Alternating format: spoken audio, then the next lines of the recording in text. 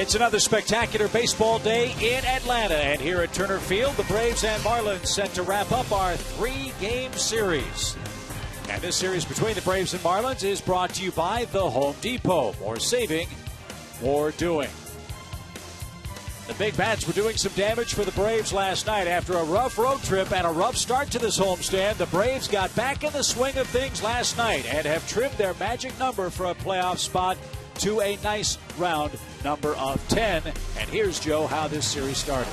Well, it didn't start so good for the Braves. They left a lot of men on base in that extra inning loss. Mike Stanton came in off the bench for the Marlins and picked up the game winner in the 12th inning.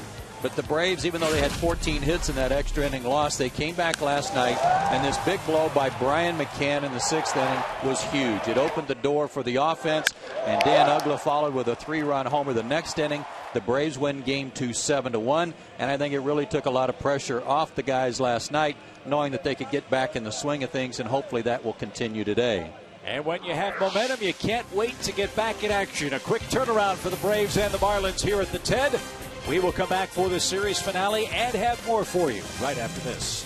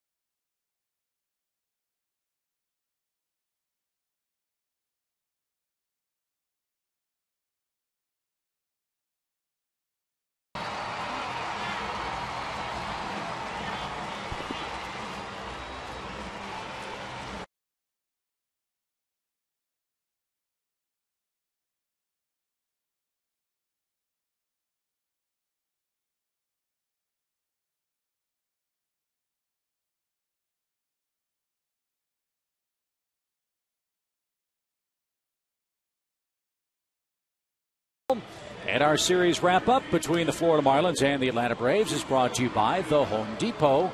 More saving and more doing. Tim Hudson is the Atlanta Braves nominee for the Roberto Clemente Award. The Braves honored him for his hard work along with his lovely wife Kim and the Hudson Family Foundation. They do work all over the Atlanta metro area, the state of Georgia, the Southeast. The Hudson Family Foundation very involved in all community affairs, but especially those involving children, and just do wonderful work. Yeah, Tim and the foundation participate in grant programs, scholarship programs. They provide tickets for children to attend Braves home games. They have a rookie reader program and Club 1-5. And Tim certainly very, very honored to be a part of the Braves organization and to use his celebrity for the benefit of others. We're blessed with a pretty big platform here in Major League Baseball, and to be able to, be recognized with this award. What Roberto Clemente meant to Major League Baseball and just to the world, means a lot, and it holds a lot of weight when you're in the community and doing things, trying to do things that are good for kids and other people in the community. It holds a lot of weight. So the tip of the cap to Tim and to Kim and to the Hudson Family Foundation and to every Roberto Clemente Award nominee all around Major League Baseball. These guys do a lot more than just win baseball games. They are winners in their communities, and we salute them on this beautiful afternoon for baseball. Here's the Marlins batting order as presented by their skipper, Jack McKeon. The Florida club still beat up, still banged up, still shorthanded, but has a very fast man at the top of the order, and Emilio Bonifacio. We'll see how Randall Delgado fares against him in Game 3 today. For Randall Delgado, he makes his 5th start, looking for his first big league win. He's given the Braves a chance to win, and every start he's gone out.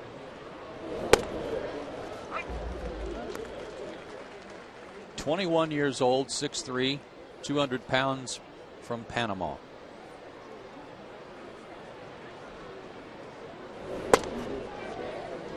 And he does that a lot. He'll work the fastball to both sides of the plate with something on it.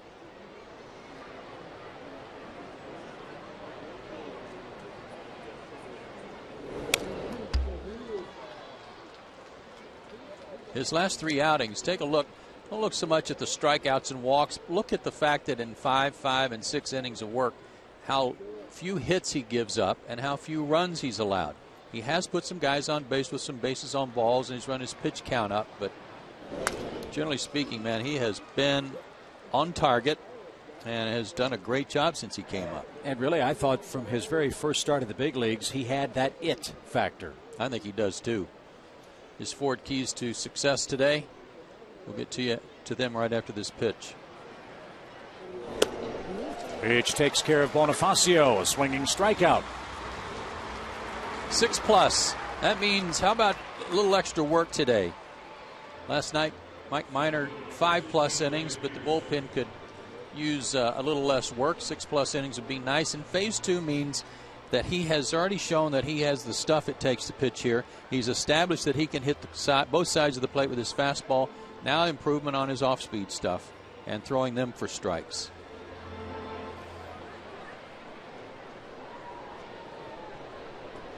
Brian Peterson, the Florida hitter, batting second for the Fish today.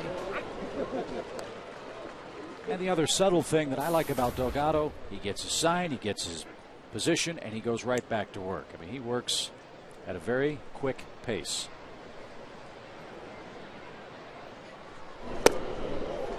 There's the off-speed pitch, 0-2. He's got a good ball and strike umpire back there today, too, Jerry Lane. Bob Davidson, Hunter Wendelstedt, Brian Knight, the other umpires today.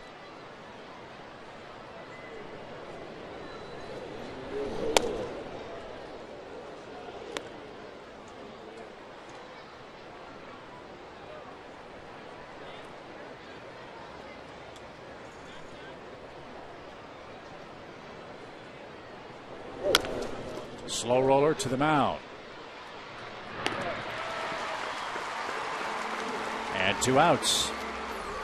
Here's the Braves lineup defensively today.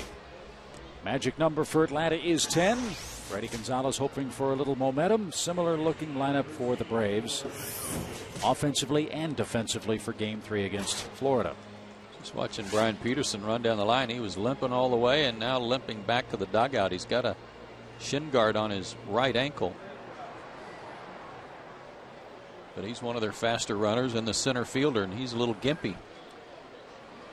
You could use that word to describe Marlins starting outfield. Yeah. Stanton's hurt. Morrison's hurt. Really favoring that right leg. Omar Infante's had a good series.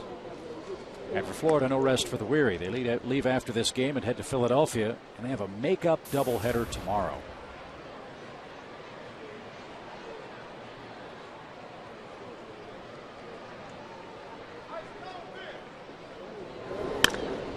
Popped up.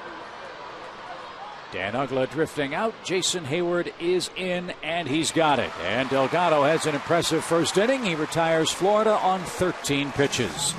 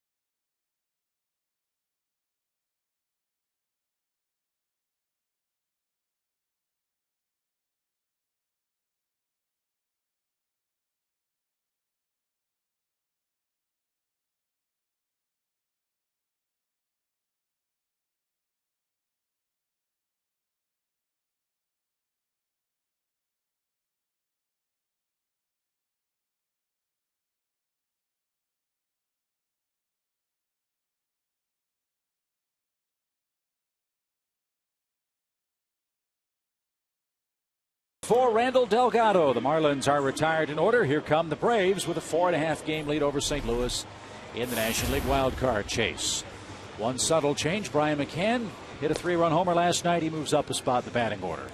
He bats right behind Dan Uggla and in front of Martin Prado, and hopefully the booming bats will continue against Ricky Nolasco, the Marlins starter. 28 years old, 6'2", 225, out of Corona, California.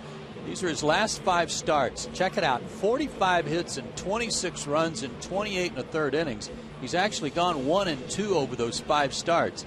His numbers against Atlanta are quite ugly. This lineup has just beaten him up. Yet his career record is 5 and 6 against the Braves with a 4.73 ERA. I would have guessed it was a lot worse.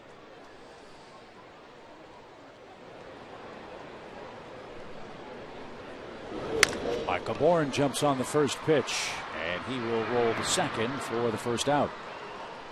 The lineup against him today, hitting a collective 361 with 11 homers. And his 4 keys to pitching success on the heels of that graphic. Yikes!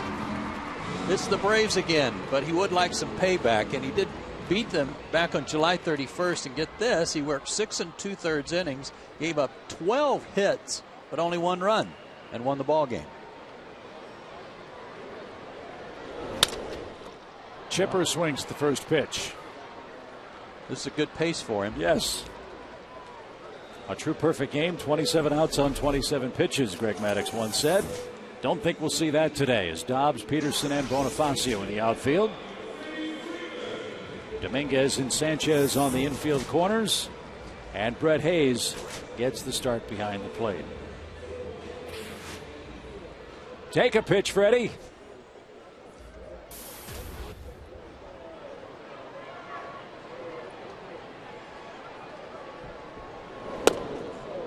And ball 1. Attaboy. 19 homers, 72 knocked in for Freeman.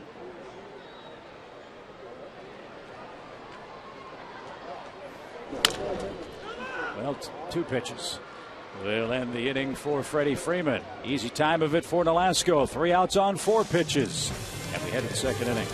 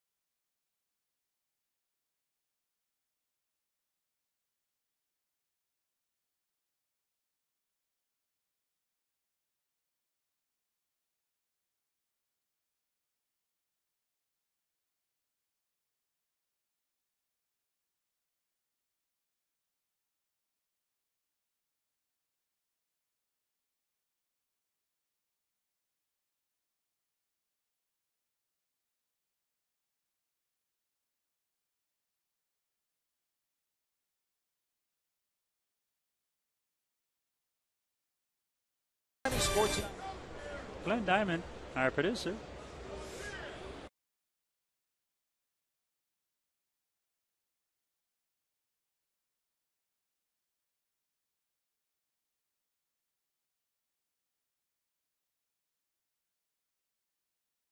By Academy Sports and Outdoors, by AT&T Uverse TV, and by Delta Airlines. Beautiful Wednesday afternoon. If you have a major plan, still time to play hooky. Come on down to the ballpark. Yeah, we got Marlins. We got room for you. It's a beautiful day. Got a lot of kids at the ballpark on what's called Weather Day. Yeah, they host some school kids from around the metro Atlanta area. They do a whole weather presentation on top of the visitors' dugout. Glenn Burns from Channel 2 has a big presentation on the jumbo scoreboard. And with the 12 o'clock start, the kids can come see the big majority of the ball game and still get on the bus in time to head home. And best of all, they don't have to eat in the cafeteria. That's a good thing. Dobbs, Sanchez, and Murphy up for the Fish in the second inning.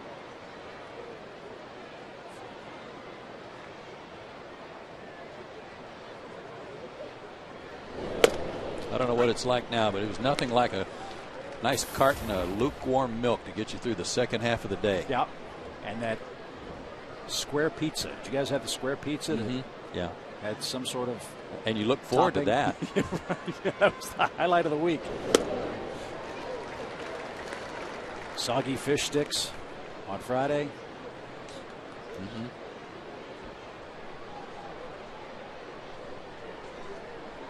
Hot dogs and soft drinks, I'm guessing, today here at Turner Field.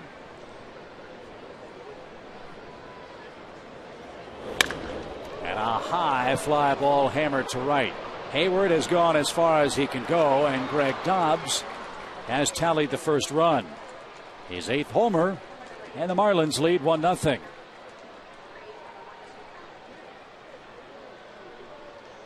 There's been a chink in the armor for Randall Delgado. It's been keeping the ball in the ballpark. That's the 4th home run he's allowed in this his 5th start.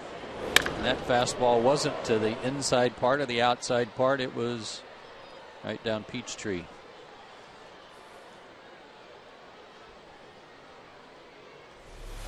So 1-0 Marlins. Here's first baseman Gabby Sanchez. His numbers have really tailed off since the All-Star break. Still a dangerous hitter with 18 homers and 73 RBIs.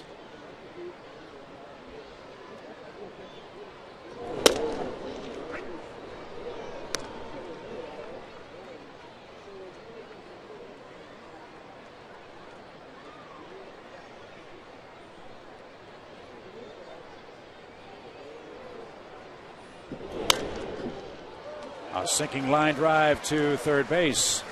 That handcuffed Chipper just a bit, but he hung with it and makes the play for out number 1. Not sure he was able to pick it up right away. May have lost it in the shirt sleeves behind the plate.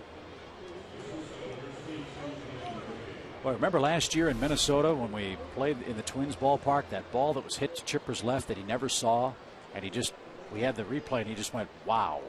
Yeah. In that limestone that they had. Imagine that's pretty scary when you don't see the ball coming your way and you're that close.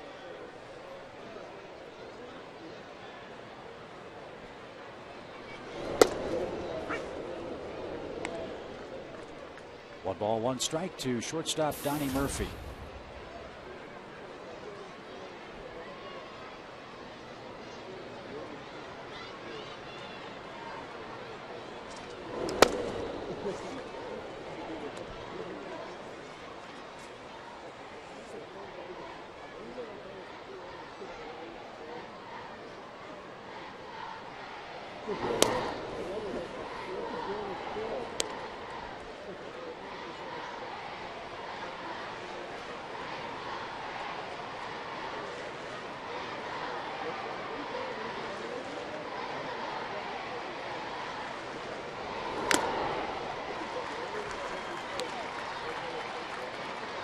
He starts at Double-A for Delgado. He gave up 11 homers.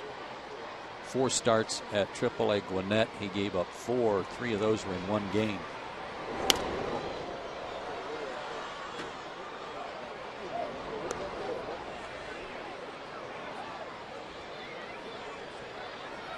So that's not a ton for a guy who throws his primary pitch is a fastball. Comes after you, doesn't walk a lot of guys. Fouled back. Murphy's still alive.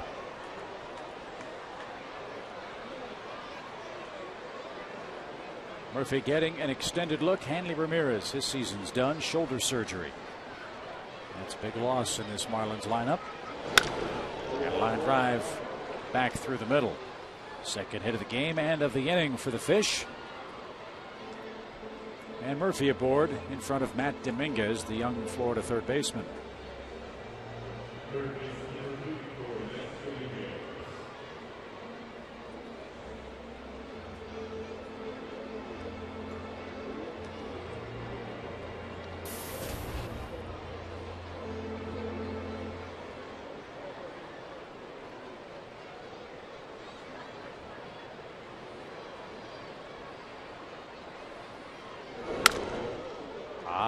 Pop behind third. Chipper long run. Near the stands, won't have a play. Strike one. Little bit of breeze today blowing out of the south toward left field. Might have helped push that one into the seats.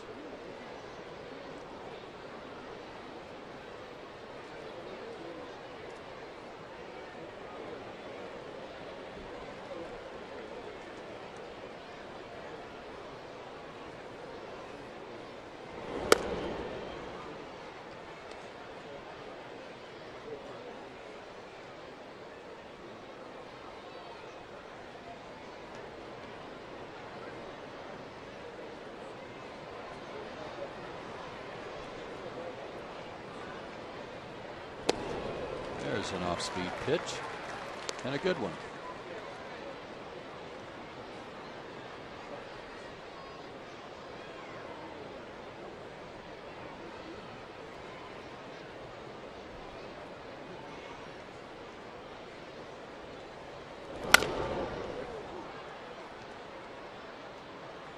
That was a little late. Florida took a long look at him in spring training. Dominguez not ready for prime time quite yet, but might get a great chance to open up opening day in their new ballpark as their third baseman next year. #1 pick. They like him a lot, and had his first big league RBI in this series.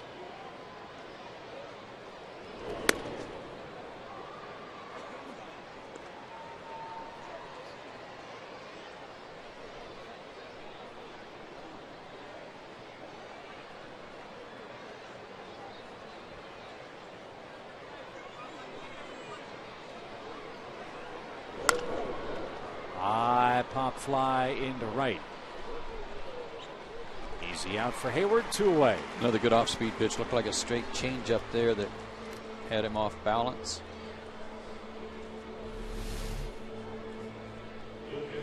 Yeah, just a straight change. Located out over the outer third.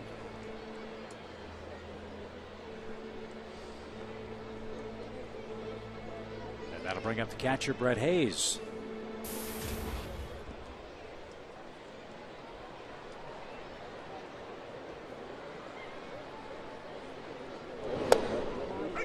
This guy hasn't had a lot of playing time. Pretty much the backup catcher because of the injury to Baker, who's missed the whole year basically because of Tommy John surgery.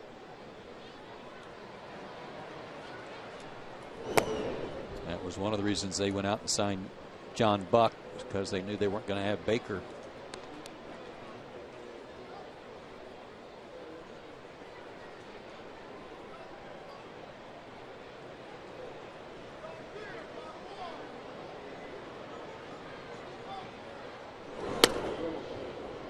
I've noticed a couple of hitters today, since they were hitting back to back, that it just dawned on me. Dominguez and Hayes, they both start with the bat kind of just resting against their shoulder, almost like against their collarbone, and I'm wondering if that's an Eduardo Perez influence.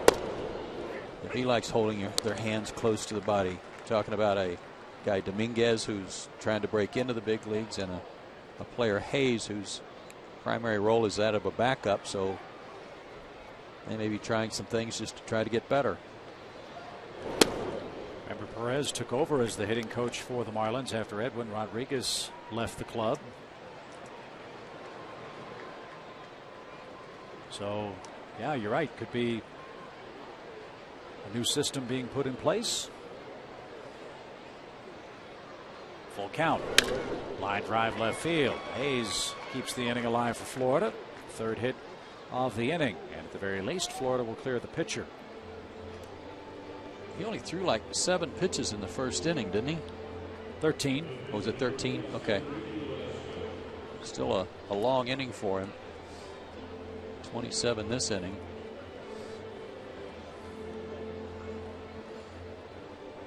But he's got the pitcher, Nolasco, who's not much of a hitter. 5 for 51.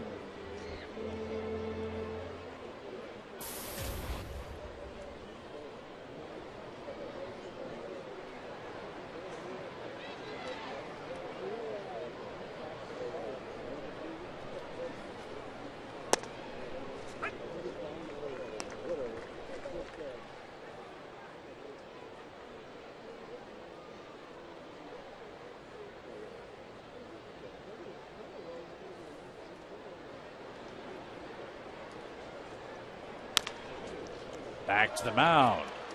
Delgado knocks it down, takes care of business, and sends this game to the bottom of the second inning. Greg Dobbs, though, led off the frame with a long solo homer to right. His 8th of the season gives Florida a 1-0 advantage.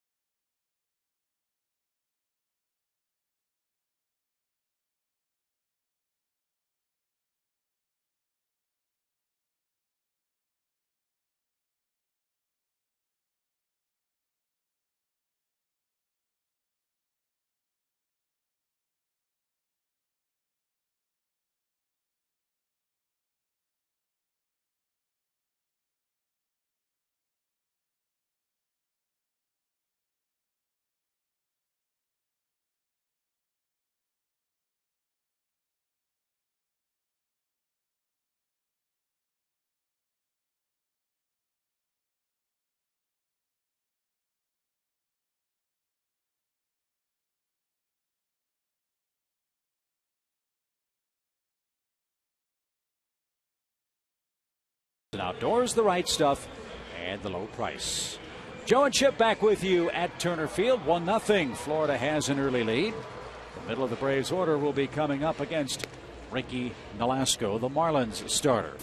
It's big week in SEC football, and SEC Gridiron Live is heating up. Here's one guy who knows a thing or two about SEC football, Joe. It's former Kentucky Wildcat Tim Couch. He's joined by Randy Cross, Kevin Carter, and Christina Acra.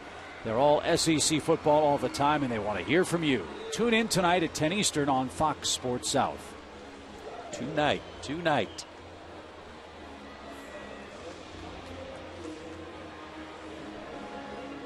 Ricky Nolasco needed 4 pitches to retire the Braves in the opening inning.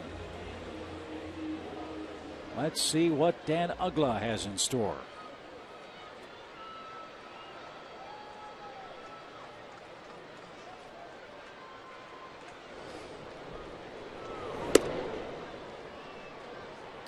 Dan Ugla with a career-high home run last night, and that's the subject of the Georgia Lottery hitting the jackpot.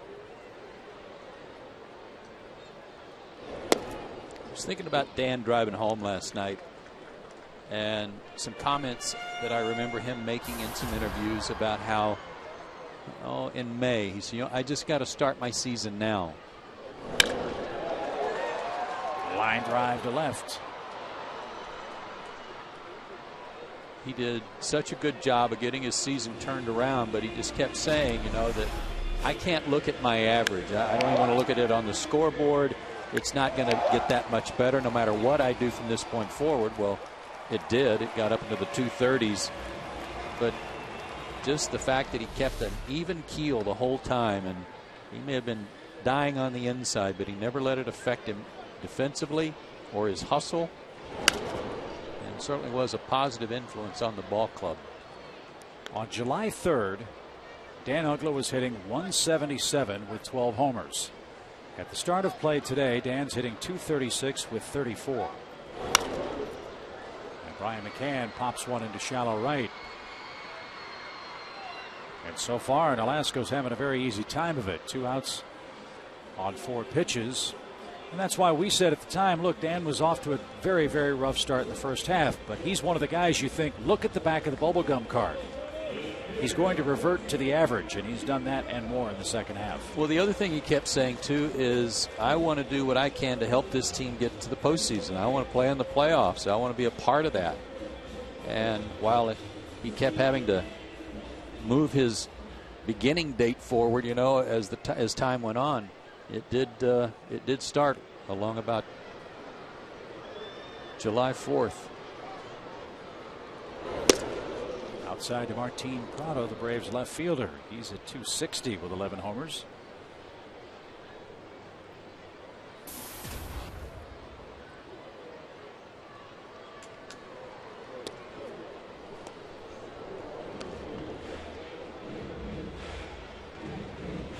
Well, that's good advice from Dan and good advice for everybody in the Braves clubhouse. First, the 2-0 pitch. So the Braves get to postseason play and they control their own destiny. It does all start over in that first round of the playoffs. But got to get there first. And the magic number stands at 10 at the start of today's play.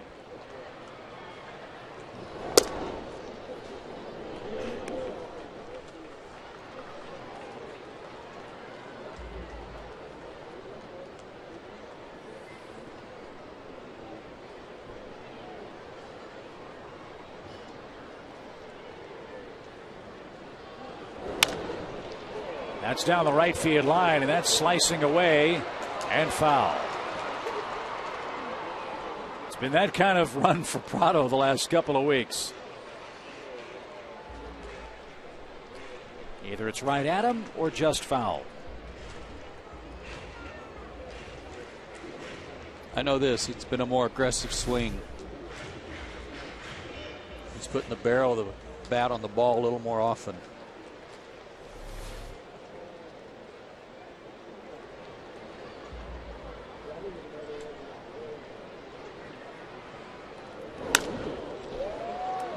This one at Bonifacio, and he makes the play, and that retires the side. 15 pitches for Nolasco through 2 innings, and he leads now 1-0.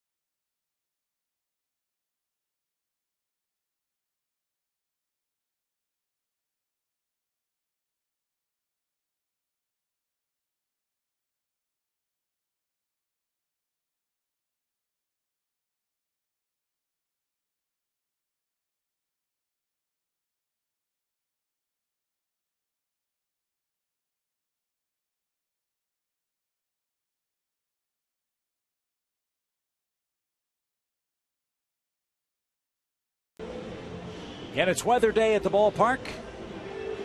San Diego kind of weather in Atlanta today, though. Just a few puffy clouds overhead on a perfect afternoon for a ball game.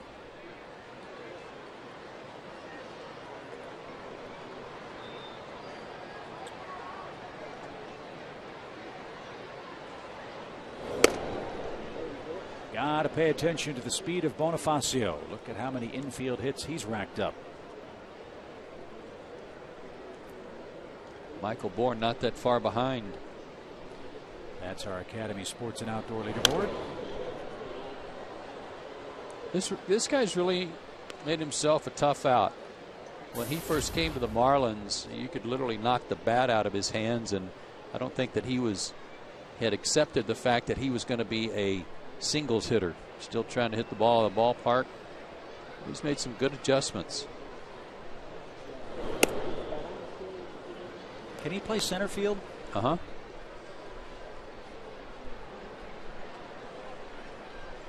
I mean, if they decide to keep Morrison in left field, put this guy between Stanton and Morrison.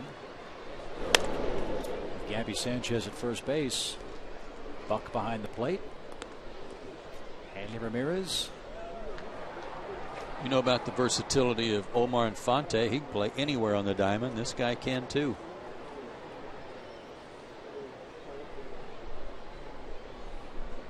But a presence in the #1 spot. What a difference that's made for the Braves.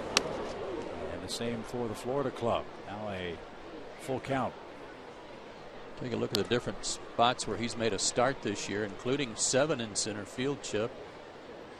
But all 3 outfield positions and 3 of the 4 infield spots.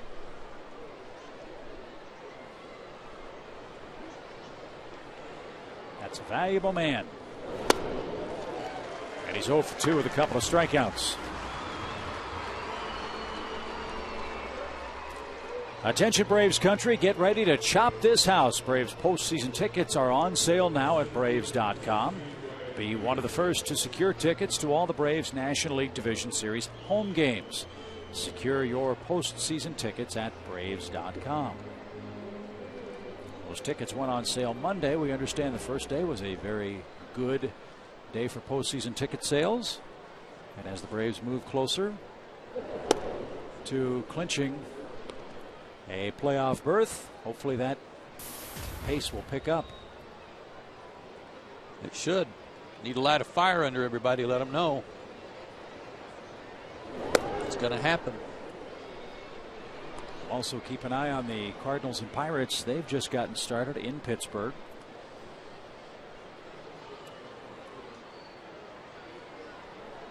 Everybody in Atlanta is a Pirates fan and a Braves fan today.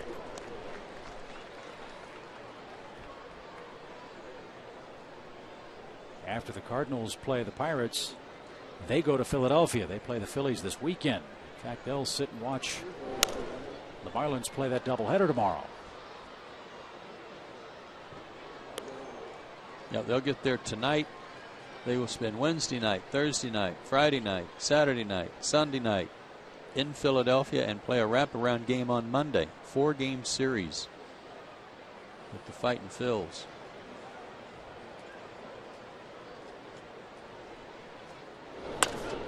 And will no doubt set the Major League record for most cheesesteaks consumed by a Major League Baseball team in history.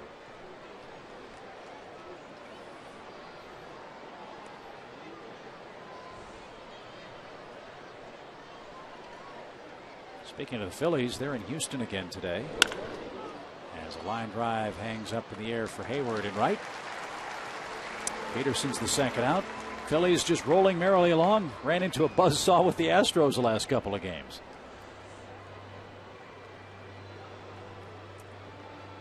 Beat Hamels last night.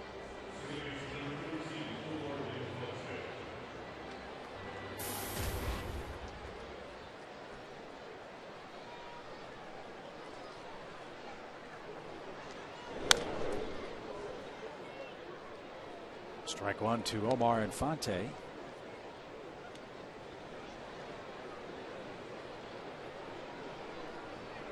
As much as we miss seeing Omar in a Braves uniform, I'm personally really happy for the kind of year he's had with the Marlins.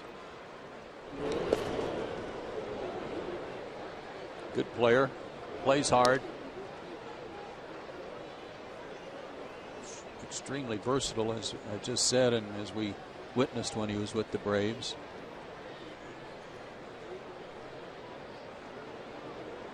And a tough out at the plate.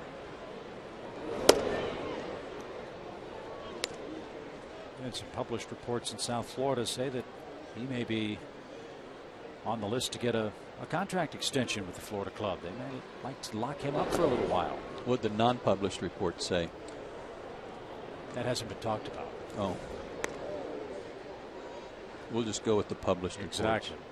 I hope he gets a nice long-term deal. He deserves it. He's a good player and a good guy.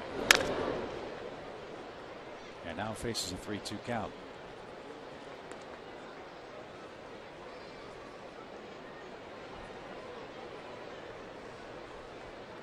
Well, his next pitch will be his 60th, so Delgado needs to end this inning right here.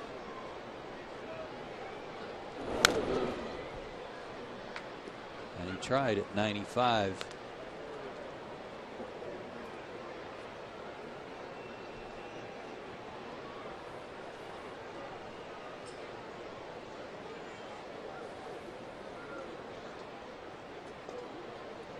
Fonte trying to slow him down a bit.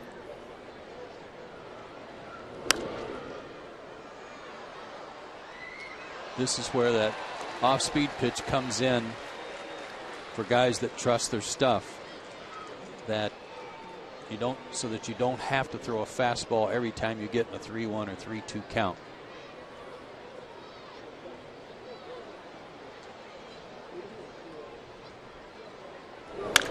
Up the middle, a base hit. Because eventually you get one too far over the middle of the plate and it gets ripped like that one. Last night I thought both the left-handers, Hand and Minor, did a good job behind in the count of using their off-speed pitch, especially their change-ups, to good effect. And for Randall, that will come, but that's part of phase 2. Minor was pretty happy with his performance last night. Gave up a run in 5 2/3 innings, only 4 hits. Struggled with his command a little bit, 4 walks.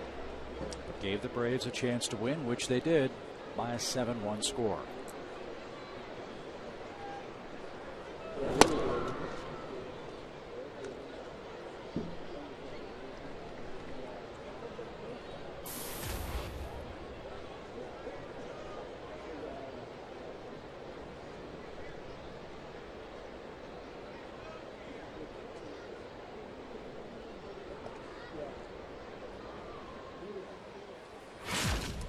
This one found a lot of the plate too, and about belt high, and he is a very good fastball hitter.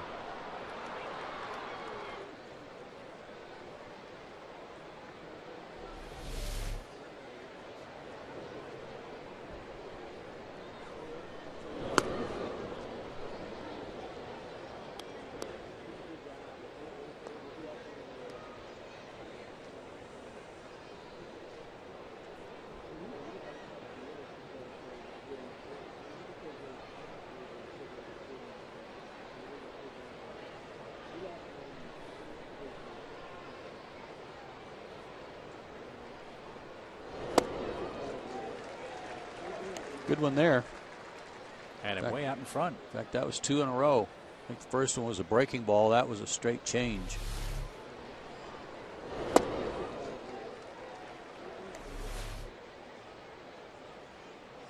And threw it on a 2-0 count, so that's a good sign. Then painted the corner on the outside. 2-2.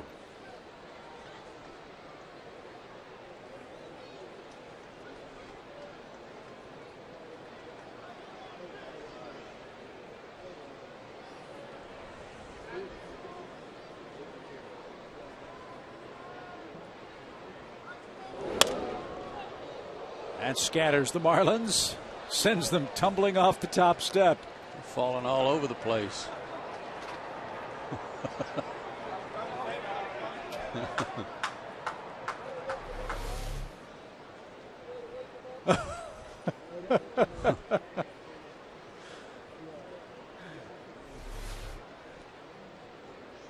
That's a better idea, Mike. 2-2. And Chipper takes care of that line drive.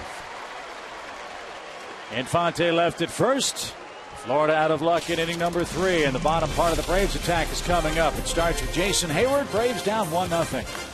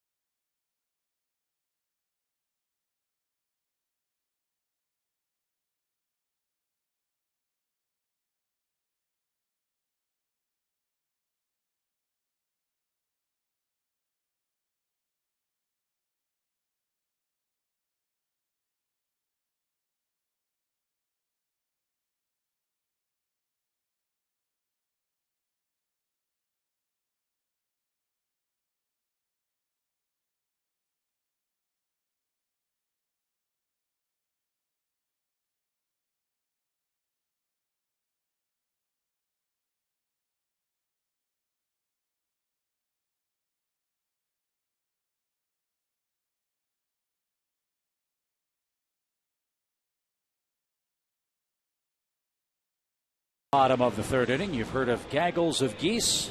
Well, there's a plethora of kids, and they are our McDonald's fans of the game.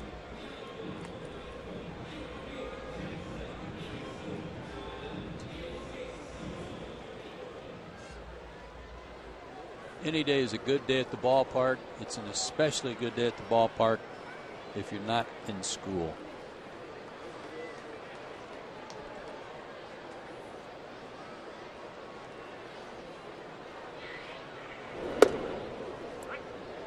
Gretchen Caney feels like she's playing hooky today. She's not working in the truck. She's up here with us doing stats for us today.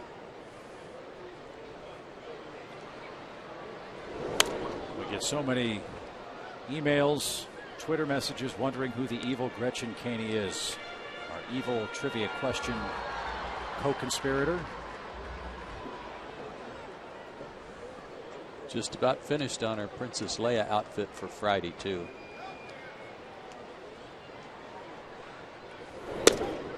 So I think she's going with the drop shoulder look. Yeah? Mm-hmm. Cinnamon bun hairdo? Yep. Both sides of the head? Mm-hmm.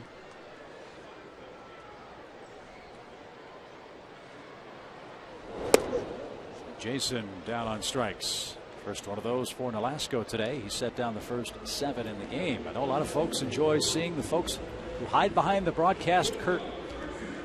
Perhaps a chance to see Gretchen upstairs sitting alongside.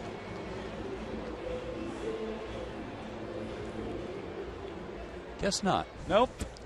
She's blocking the camera. Nolasco, a couple of complete games this year. One in June, one in July. First one was against Oakland, and it was a 5-hit shutout back on June 29th. Threw a 7-hitter at Houston on July 9th. And that'll break up the no-hit bid. Alex Gonzalez has had a red-hot series. He's 7 out of 9 now after taking a couple of days off against the Cardinals in St. Louis. We've begun to call him Automatic Gonzalez. Breaking ball, stayed right on it. He's now 5 for 12 against Nolasco in his career.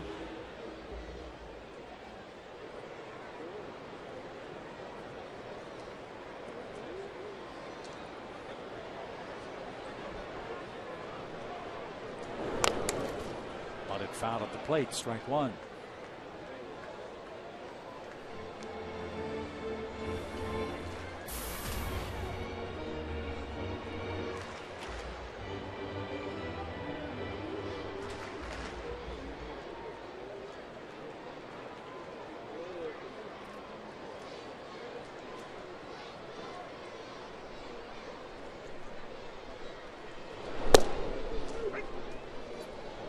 Pal Bobby Dews, one of the coaches for the Braves and the bunting guru for the organization, is kind enough to do a Sunday school session with us that we will show you this coming Sunday. We would like to have a session with Mr. Delgado right away.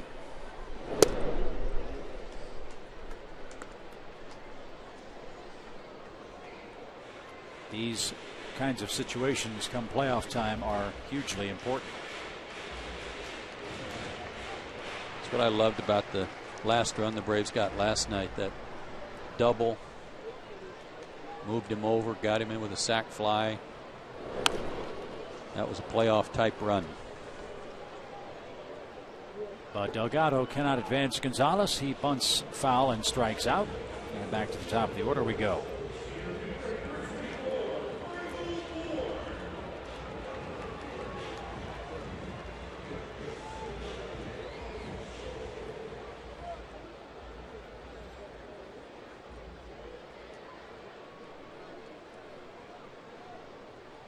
Michael swung at the first pitch and rolled out to second.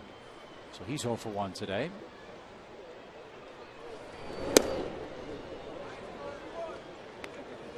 Quite a race for the hits leadership of the National League going. Bourne's 9 behind Starlin Castro. The Cubs shortstop has 190. Michael has 181.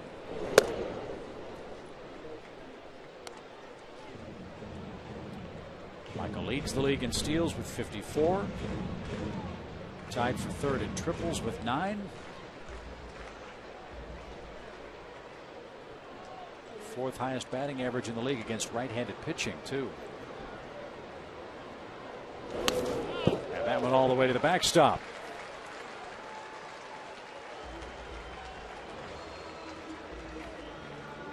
So Nolasco does what Delgado couldn't, and that's get the runner to second. Gives the Braves a chance to tie it up with a base hit. Fifth wild pitch for Nolasco, and now with a runner at second, perhaps a new set of signs. And a 3-0 count to Bourne. Chipper Jones is on deck. He'd love a chance to hit here in this inning.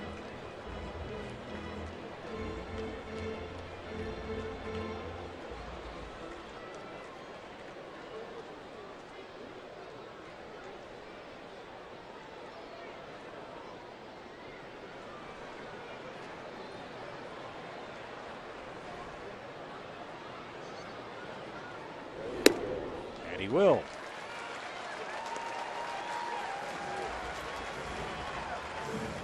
He didn't walk anyone in his last start against the Pirates, but he didn't need to. He got 13 runs to work with and beat them 13-4. He gave up 3 of the runs, 6 innings, 9 hits, 3 runs, but no walks. We showed you the 11 home runs that this lineup has hit collectively against Ricky Nolasco. Chipper has 4 of them. He's 15 for 37 lifetime.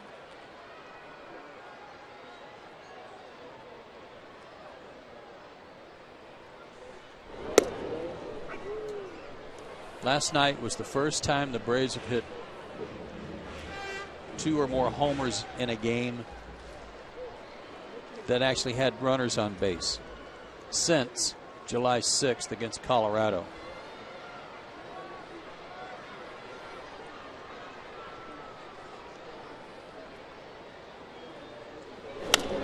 And as we said last night, those 3-run homers cure a lot of ills. Brian McCann, you heard on his conversation with Jerome after the game, His 3-run homer last night might have been his favorite home run of his career. And when that ball went out, everybody's spirits went up.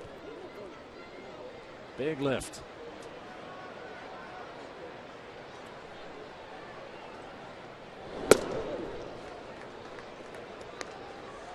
.92 on that fastball, up and in, stood him up a little bit.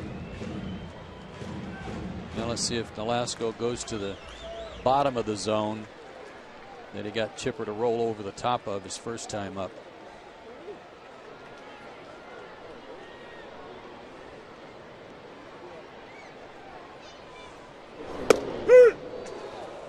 Inside corner, and that retires the side.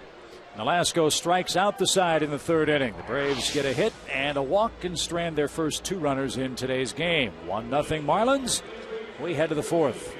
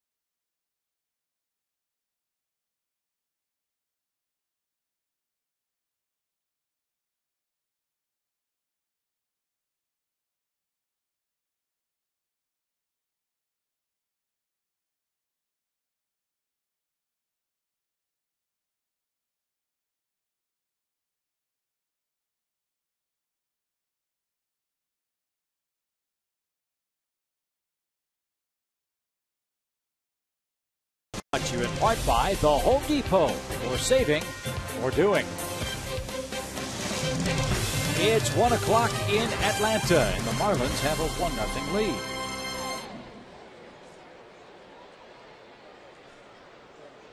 Kids in the stands, a kid on the mound for Atlanta. Randall Delgado will face Sanchez, Murphy, and Dominguez. A little help from Alex Gonzalez here on some interpretation, but got there a little late.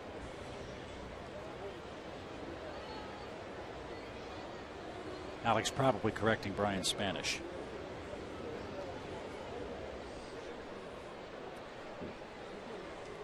So here we go. Sanchez line to 3rd, his first time up.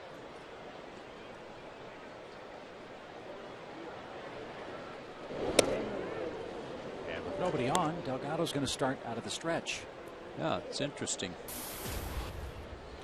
Just feeling a little more comfortable, perhaps.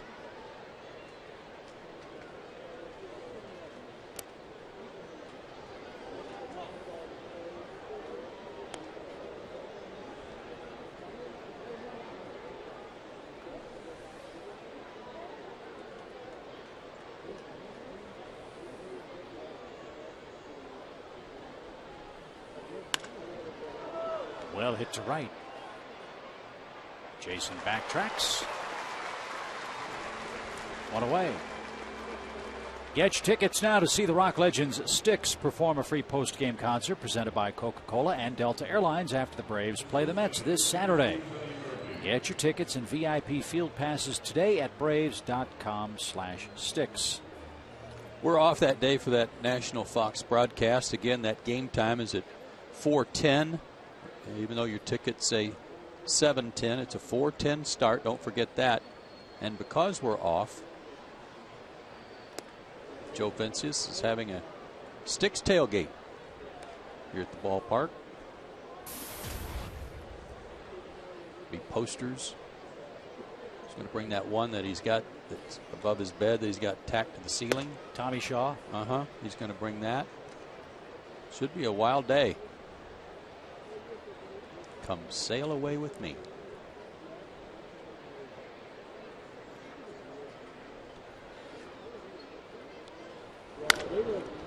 Chipper at third. He's picking and grinning. Murphy's the second out.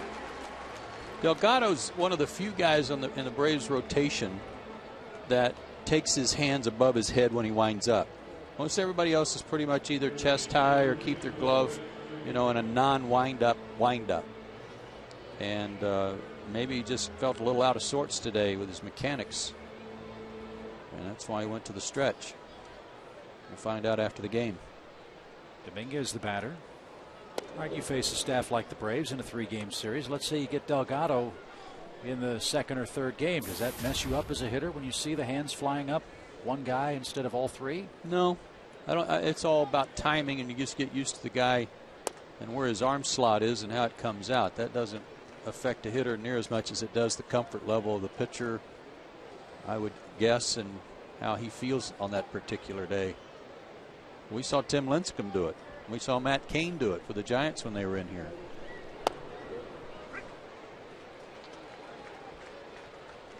One ball, 2 strikes. And goodness knows there's a lot that can go wrong with a Lincecum windup, on any given day that might get a little sideways on him.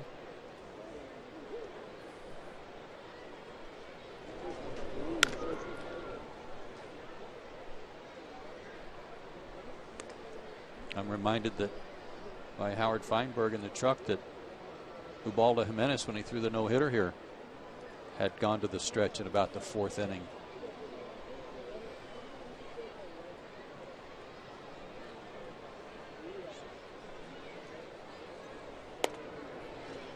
Two balls, 2 strikes.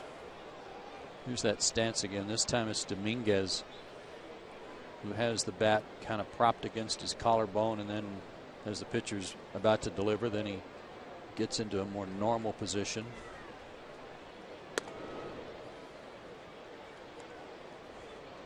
I would think your timing would have to be almost perfect to hit like that at this level. Well, I think it is. I think you're right. His reaction is real quick, and he certainly does dive in once he pulls the bat away from his shoulder. It's like his head's moving a lot.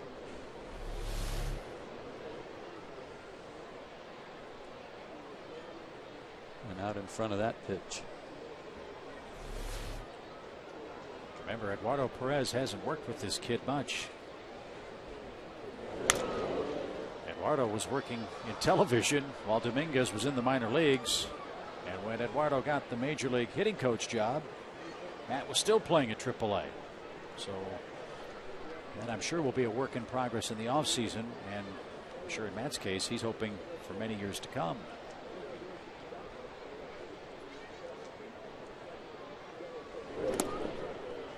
And he's aboard with a 2-out walk.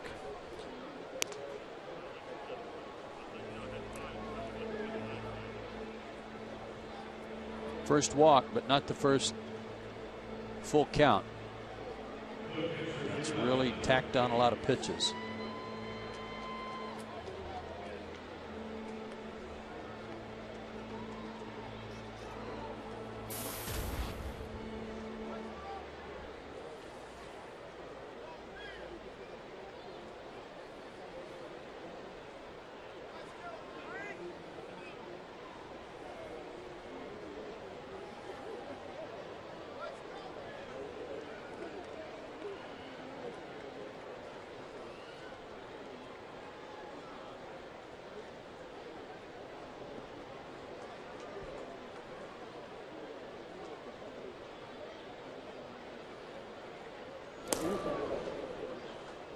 One ball, no strikes.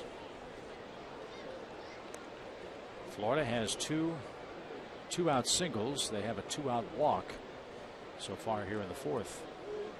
They have 4 hits in total. The big blow, a Dobbs leadoff homer in the 2nd.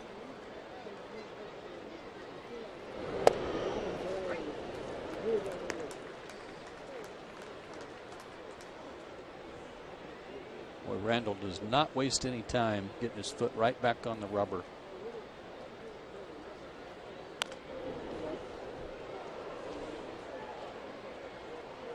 Another foul ball fired toward the Marlins dugout. 1 ball, 2 strikes.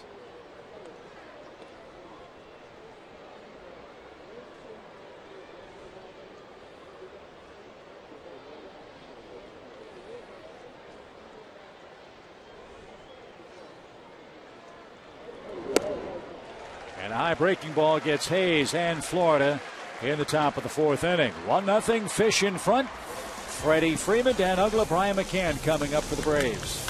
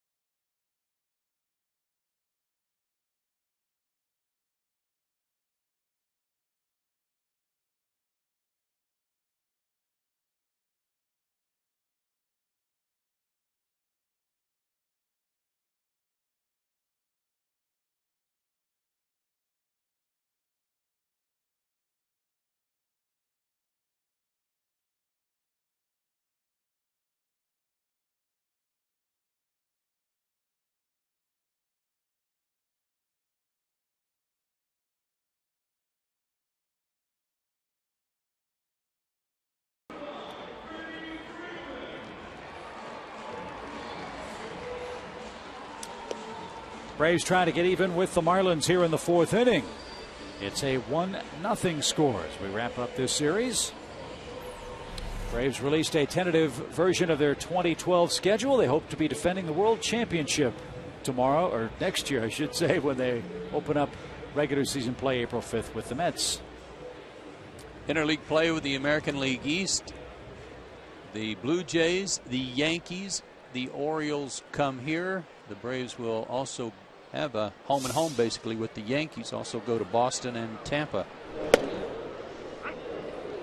They open the season on the road at New York and then go to Houston, which is always, the same. You always expect to go New York, Houston on the same trip. Yeah, makes perfect sense. Got the Cubs in town on the 4th of July holiday. Braves will play in Philly again right before the All-Star break. All-Star game in Kansas City next year. And then a long road trip at the end of August at Washington, at San Francisco, at San Diego. With no days off. Right. Freeman rolls toward first, foul, 0-2 the count.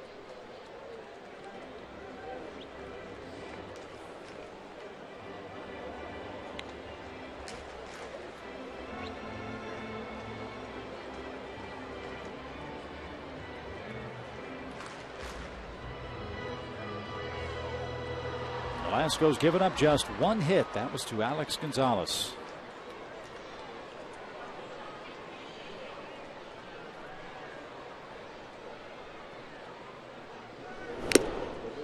And that's tipped and caught. 4th strikeout. In fact, the last 4 outs have been recorded by Velasco on strikeouts.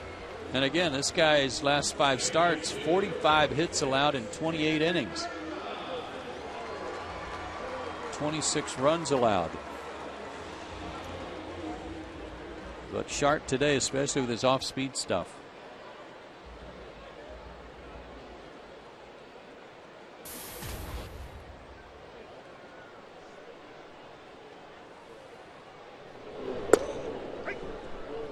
There's that breaking stuff again, and it was nasty. Strike one.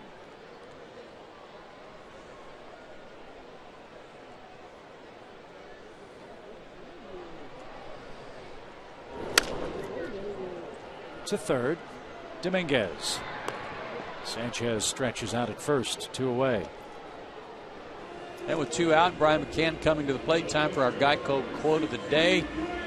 Brian talking about some changes he made. He said he went to a little bit lighter bat. This time of year I had to go to a little bit lighter bat to try to manipulate it the way I need to do to be successful.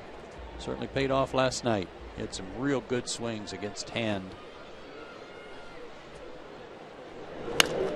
High fly ball to right. He just missed it. Bonifacio in the corner, and that retires the side. 3 up, 3 down. We head to the 5th. The Marlins pitcher will start things off with a 1-0 lead.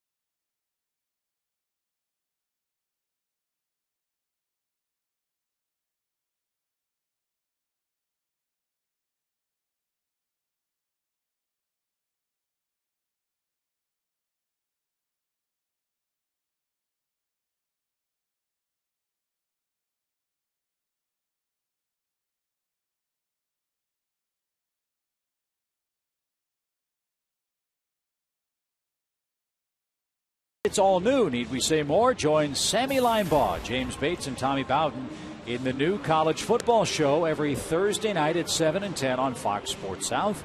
They're breaking down all the biggest matchups in the South every week, so don't miss that. Tomorrow at 7 and 10 on Fox Sports South.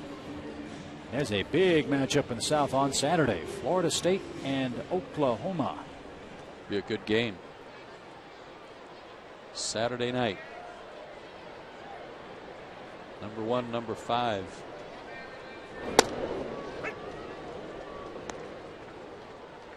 Ricky Nolasco bounced back to the mound. That ended Florida's second inning. And now he skies one to center.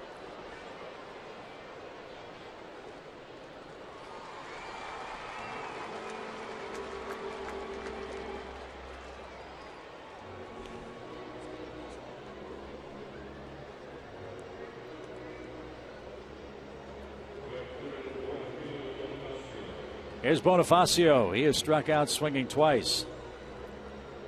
Christian Martinez getting to loosen up in the Atlanta pen.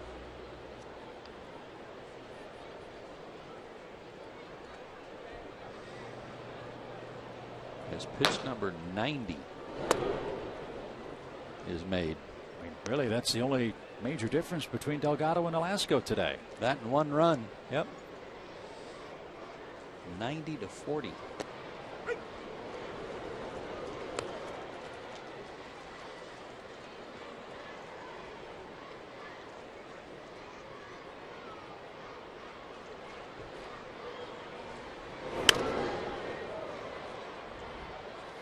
One and two.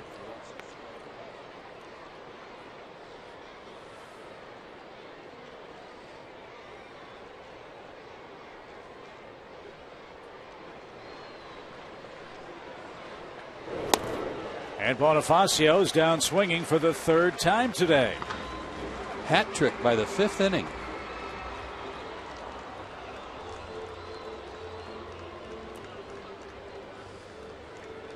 So bases clear, 2 outs. And time for the AT&T Uverse TV trivia question.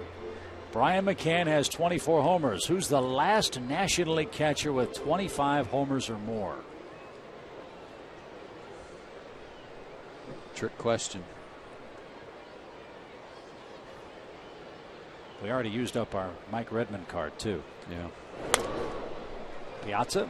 Yeah, you and me and everybody at home probably immediately said Mike Piazza. It's a trick question. Todd Hundley? I think he would have been before Piazza. That's an awfully hard question for a day game after a night game. It is. I mean, how can someone so nice as this do that to us? There she is. Mean thing. Yes.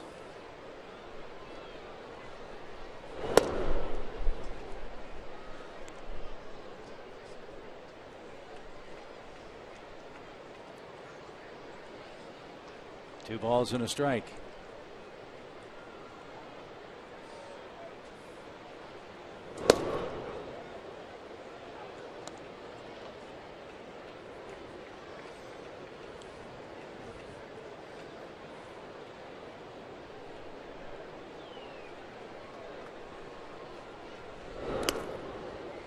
And Brian Peterson aboard with a 2-out walk.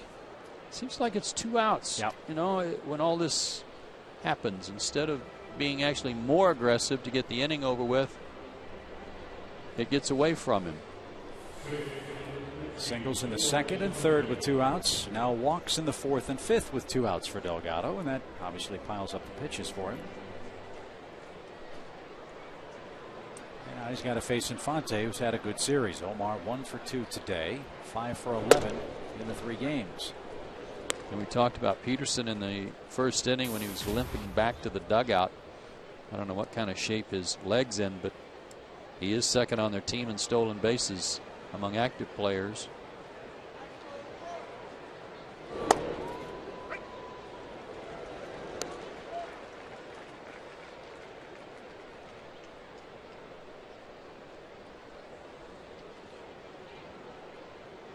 Randall 1 strike away from ending the top of the fifth. He's right at 100 pitches.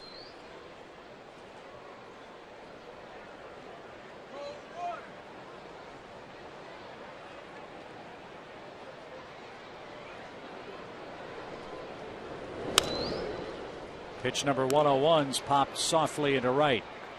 And Jason's got it, and that'll retire the side. 5 innings of 1-run baseball for young Randall Delgado. Now we'll see if the Braves offense can get him even or put him in front.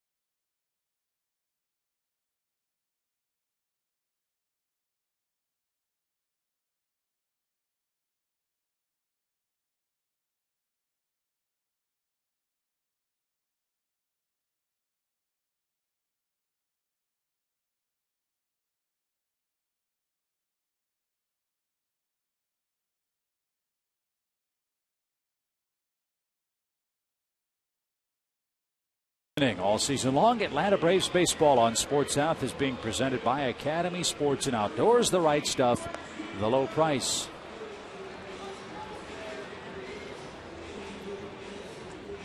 Bottom half of the Braves orders coming up. Prado, Hayward, Gonzalez, then the pitcher spot. Ricky Nolasco has been staked to a 1-0 lead on a Greg Dobbs homer in the second.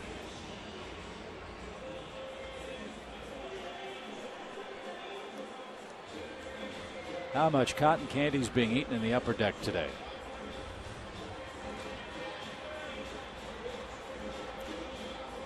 Looks like a lot.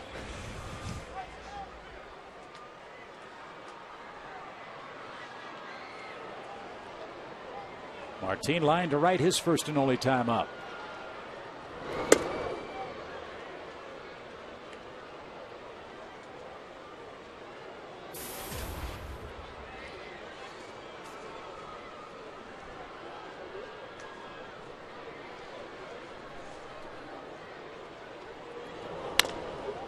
Bouncing ball up the middle and into center field.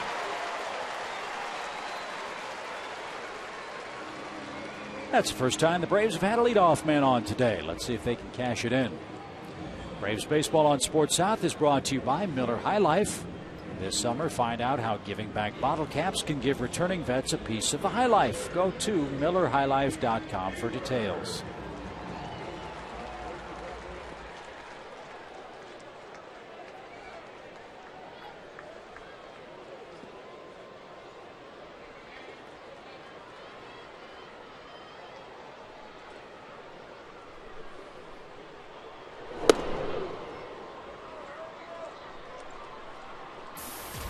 Jason doesn't have as many at-bats against Nolasco as a lot of guys on the team, but he came in 4 for 8 against him.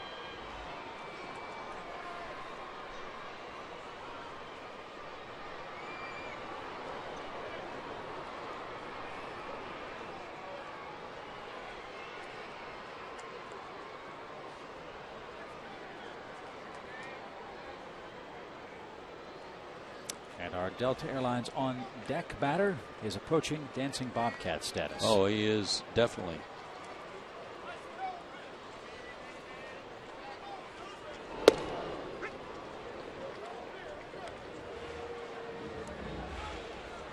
In fact, out of that 7 for 9 in this series, he's actually 7 out of his last 8.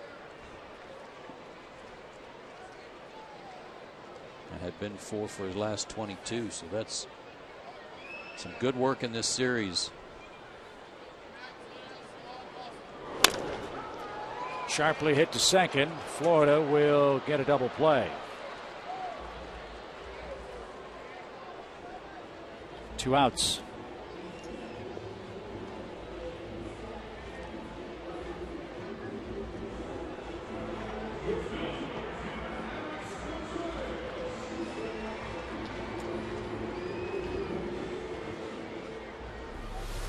His swing was not a Jason Hayward aggressive swing. It was almost like he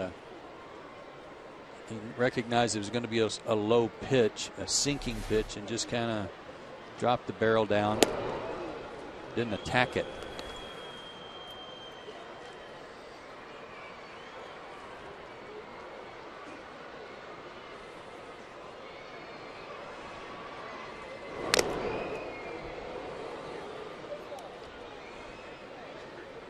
He didn't get a hit, but he did hit Brett Hayes with the foul ball there.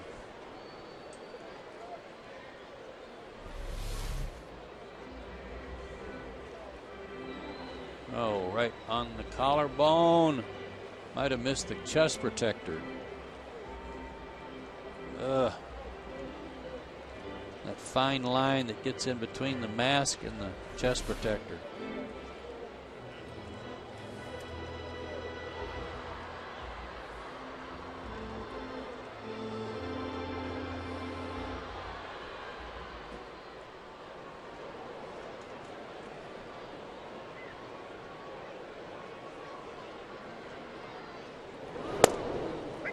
That's at the knees.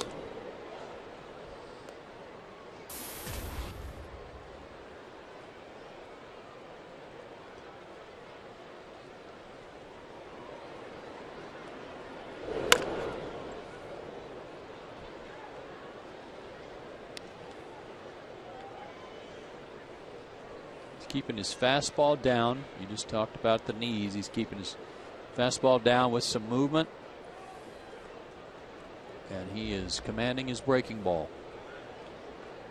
And straight change. And certainly not having to work very hard.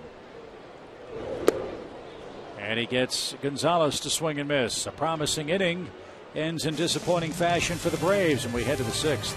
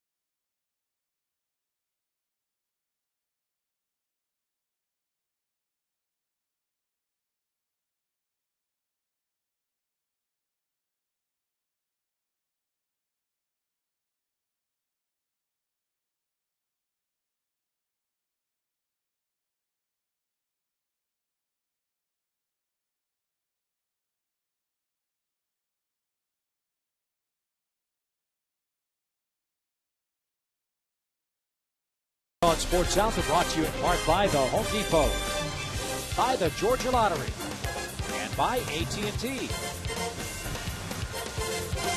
Beautiful afternoon in Atlanta, but it's getting late early, as Yogi Berra might have said. We're in the 6th, and the Marlins lead 1-0. And the Braves will go to the bullpen. The AT&T call down there is answered by Christian Martinez. Randall Delgado gave up 1 run in 5 innings as the Braves started today. Christian's had some good outings back to back, but it was his changeup that missed to Mike Stanton here Monday night that allowed Stanton the game-winning RBI in the 12th inning. That run was charged to Anthony Barbaro.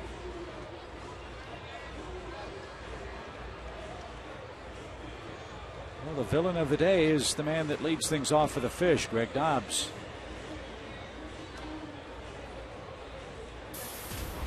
It's an amazing stat that the Marlins presented today. They have had 32 games this year where they have had 1 or fewer runs as an offense. 33 is their franchise record. They did that back in 1993. They have 1 today, and so far it's been enough for Jack McKeon's team.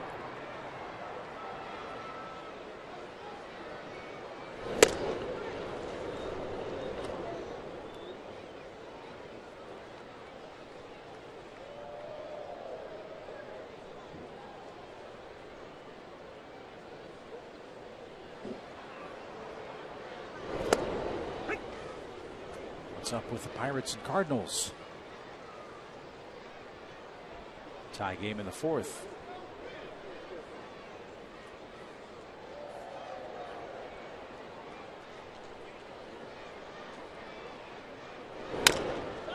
Slowly hit to the right side. Freddie's got it. 1 out. Fans sign up today for the 2012 Braves Fantasy Camp. You'll enjoy a week of baseball at Disney's Wide World of Sports. Otis Nixon, Steve Avery, Marquise Grissom, and others will participate, and we hope you'll join them. Register today at braves.com/fantasycamp. That game at Pittsburgh, Edwin Jackson for the Cardinals, who the Braves saw last Friday against Charlie Morton, former Brave. Charlie 9-9 on the year after a good start.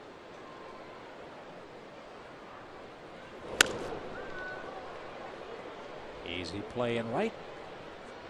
Sanchez a quick out.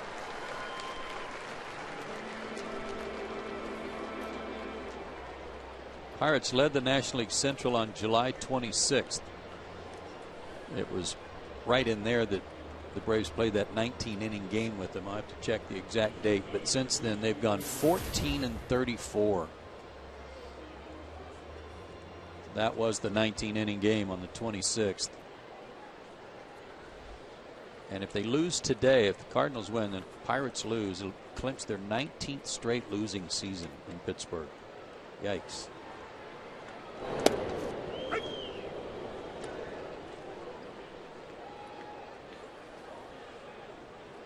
They were 52-47 on the day of that game for the Pirates. And really the talk of baseball. Yep. I mean, everybody was ready to hand Clint Hurdle the Manager of the Year award. But it's gone south since then. Well, that was the 100th game for the Pirates, that 19-inning game. A year ago, after 100 games, Pittsburgh was 36-64. So no matter how they finish, it's been a great year for the Pirates. And a great inning for Christian Martinez. He strikes out Murphy. And 3 up, 3 down. Pitcher spot due first for Atlanta. Down a run.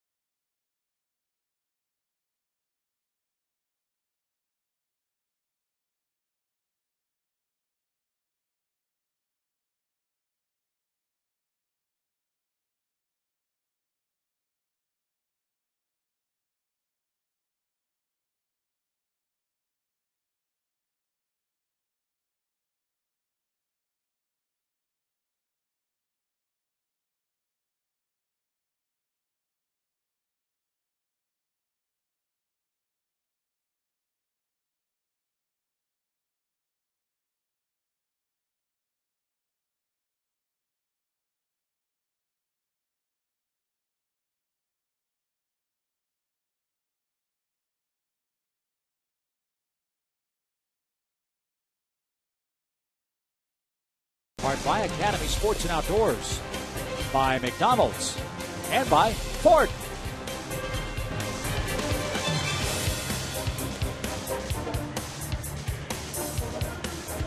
Well, let's give the kids something to cheer about here in the bottom of the 6th inning. It's only a 1-0 Florida game. Rubber match of this 3-game set here in Atlanta. Back to the AT&T Uverse TV trivia question. Brian McCann has 24 homers. Name the last National League catcher with 25 or more. I'm trapped. I really am. I'm trapped. I can't really come up with a bona fide alternative to Piazza, so I'm going to stick with him. I'm going to go with Todd Hundley, who set the record. That's a good one. Were we right? Oh. He's going to be so ticked. God. Trick question. Had that part right. Brooks Conrad swings the first pitch as a pinch hitter. Braves have been aggressive in the count today. I'll say. Velasco has thrown 51 pitches, and he has his first out in the 6th inning. Ton of first pitch outs.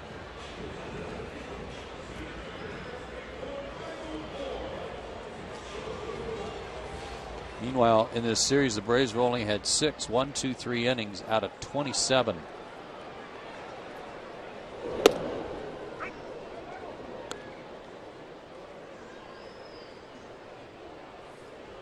That would be by their pitchers, by Atlanta's pitchers.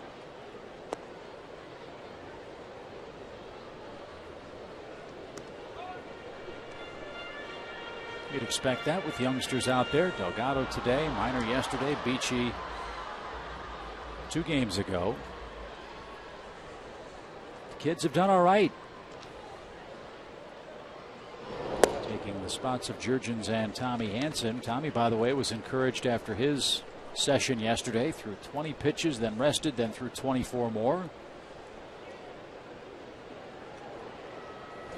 So he may be nearing a slot down in instructional league to try to get some innings in. Braves would love to have him back and pitch in a game or 2 if possible before postseason play, should Atlanta get there.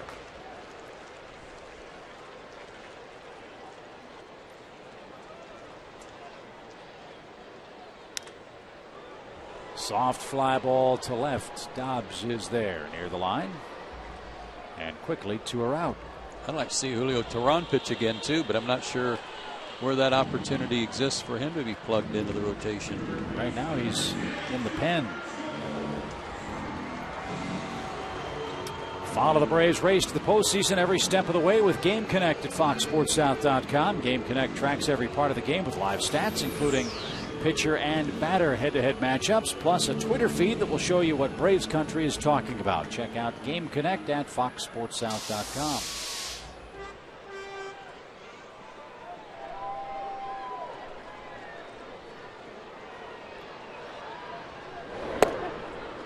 Let's get Braves country talking about a Chipper Jones homer here with 2 outs. I'd take a base hit.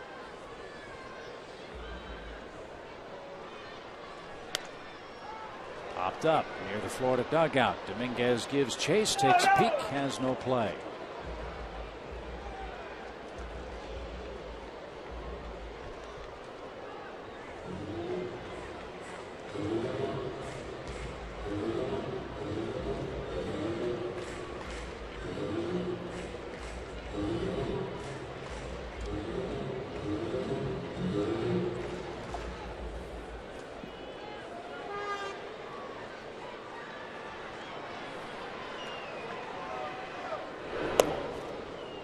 What he struck him out on last time up. Breaking ball that Chipper thought was not a strike, but it was a good pitch.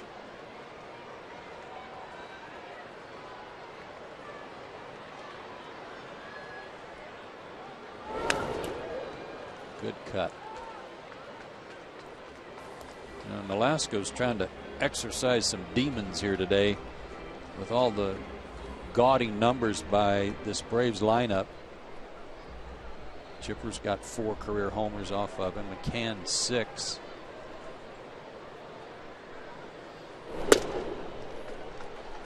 That's one of his best fastballs of the day right there at 93. Well, he's the all-time Marlins strikeout leader. Here's Ricky Nolasco. 4 wins away from tying Dontrelle Willis as their all-time winner.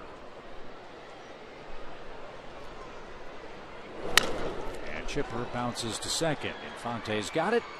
And it's another 3-up, 3-down inning for the Braves offense. We head to the 7th. Bottom part of the Marlins order is up and leading 1-0.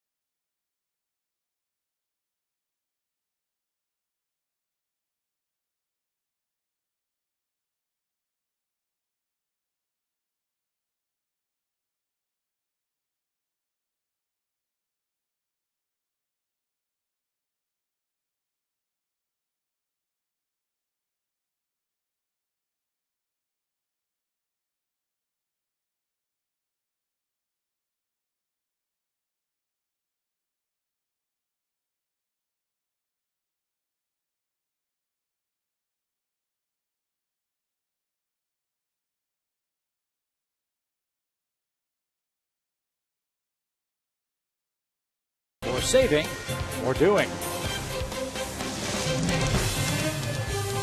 We are through 6 in Atlanta. The Marlins still lead by a run. Braves will again go to the bullpen. Nice inning of work for Christian Martinez. The second man to answer an AT&T call to the bullpen today is left-hander Eric O'Flaherty. He has pitched in both games of this series, now the third game of this series. Monday night, an inning, 2 hits and a walk, but no runs, struck out a batter. Last night, an inning with zeros across.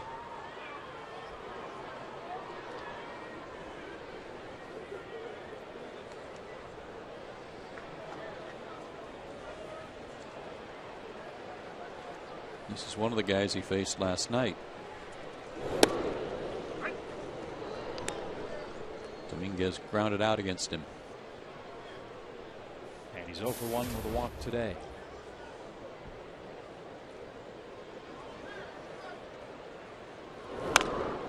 Eric's ERA down to 1.07.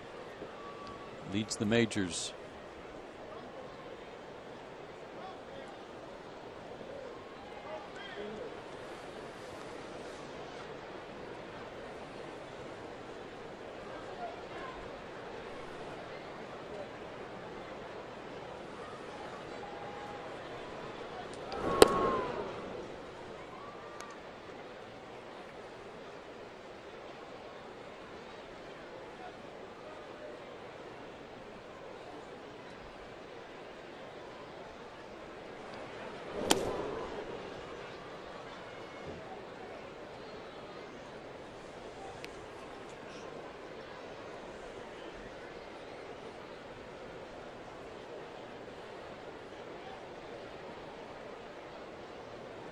Warming up on the field too. We could tell from home plate umpire Jerry Lane's reactions between innings.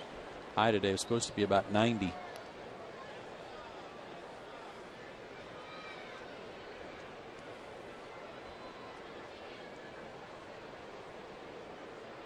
And they aren't the men in blue today. They're the men in black on a sunny Wednesday afternoon.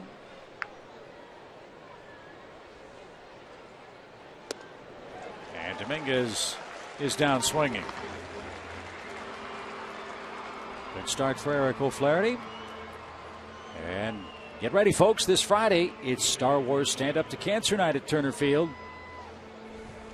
You can meet your favorite Star Wars characters from 5:30 to 6:30. Dress up as your favorite character to march in a pregame parade. There'll be Publix Friday night fireworks themed with the Star Wars music, and Star Wars graphics featured as well throughout the entire ball game. Visit Braves.com/Star Wars and help stand up to cancer by purchasing a discounted Braves ticket. It includes a Stand Up to Cancer donation. That's Braves.com/Star Wars. I think I've got mine figured out. Hayes bounces to short. I think I'm going to come as Obi-Wan Kenobi.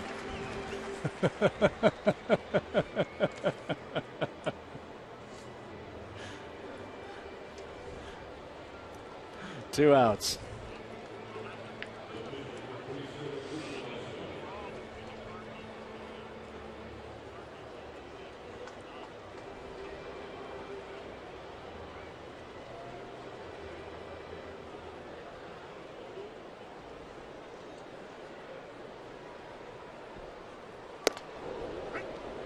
Strike one to Nolasco. Ricky's made contact twice, but he's 0 for 2.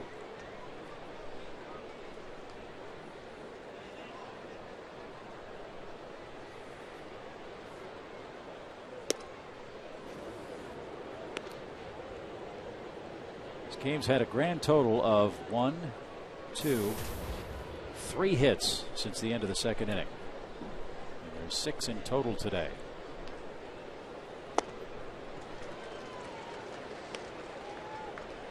Day game after a night game, a real early day game by even Atlanta standards. Quick turnaround.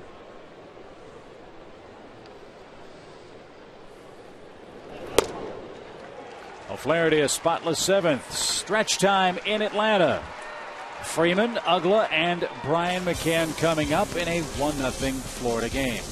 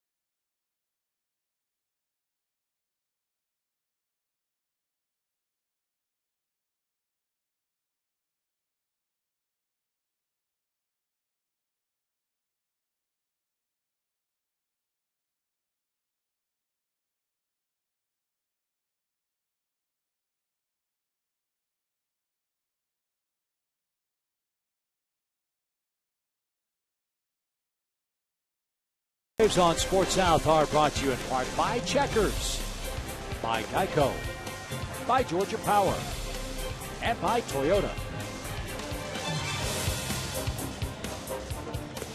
Let's get some runs. Yeah. Atlanta just 2 hits against Ricky Nolasco, who came in with a 9-10 record. A man that's given up 216 hits in 184 innings coming into play today. Well, again, he does have a complete game shutout to his credit.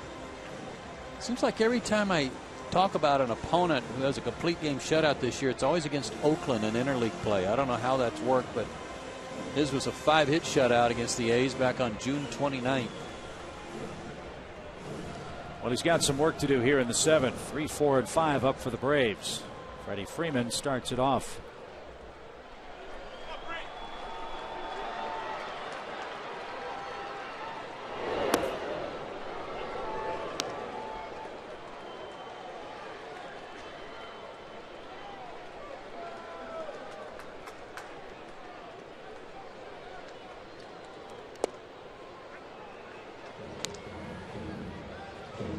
Very low pitch count for Nolasco. He's only thrown 64 through 6 innings.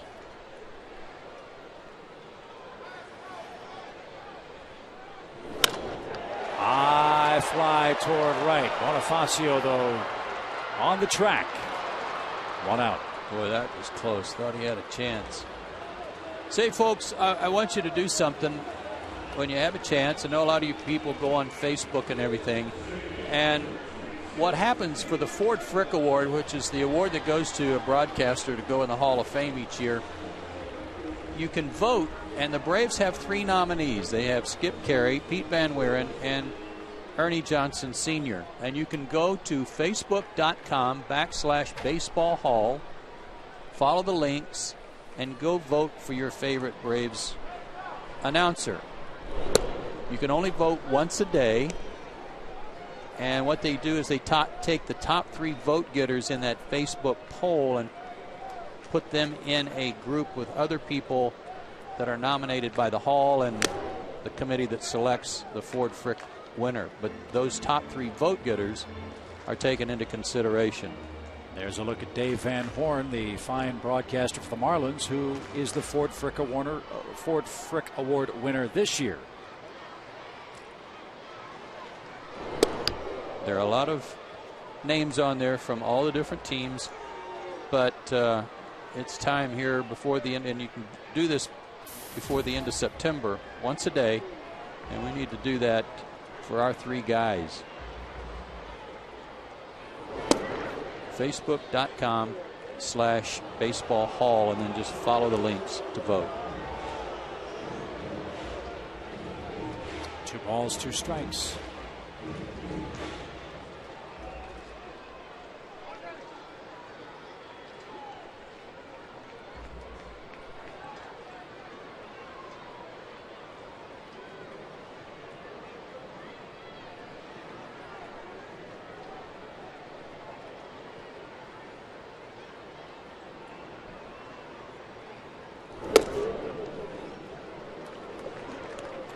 Boy, one of the rare, maybe the first full count of the day for him.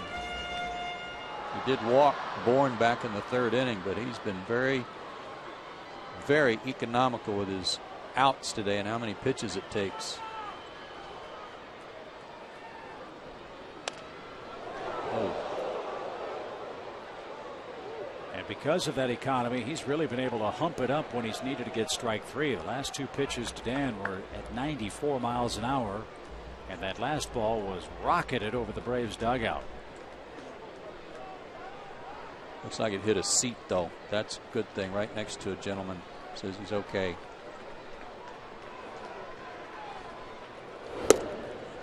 And he loses Ugla. There's a start. You can understand that. He knows that even Dan, in his first year out of a Marlins uniform, even Dan's got a home run off of him. And Dan hit a 3-run homer last night. He knows what kind of second half he's had. And nursing a 1-0 lead, he just didn't want to give in to him. But Brian's had a couple of good swings off of him today, too.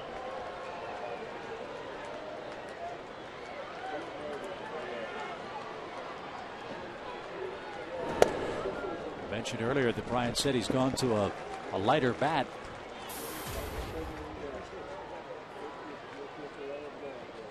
Big 3-run homer for him last night.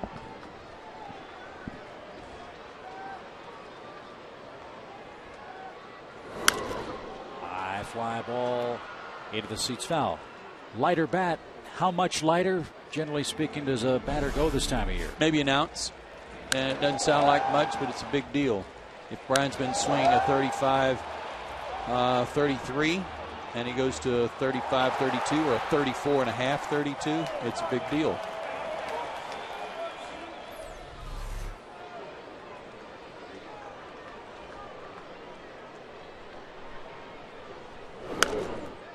Back our way and no play. 1 ball, 2 strikes. And your point a minute ago, Chip, was a good one about when he needs a little extra on his fastball. He goes to it, and he did right there and got that one in on Brian's hands. But Brian, just in one game last night, really gained a lot of confidence.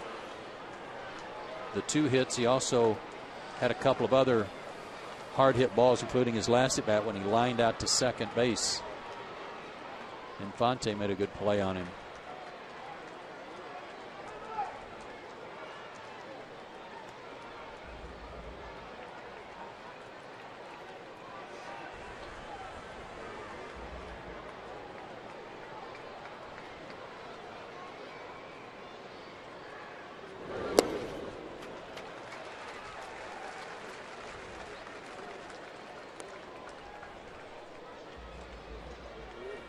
What you kind of hope he does here with that fastball is he got in on Brian's hands a little bit, jammed him, caused him to foul it back, that he thinks, you know what, I think I can get the ball by him.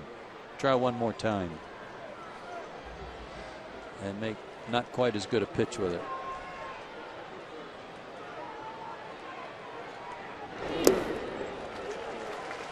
Now he's nibbling a bit. 3 balls, 2 strikes. And you always like it when you're the hitter and you see the pitcher look over to see who's on deck before he throws the next pitch to you. That means he's worried about what's going on instead of trying to make a good pitch. I always like that. Made me feel like he was concentrating on other things. Ugla's running. Pitch grounded through the hole. Right side base hit. Atlanta has them 1st and 3rd with 1 out.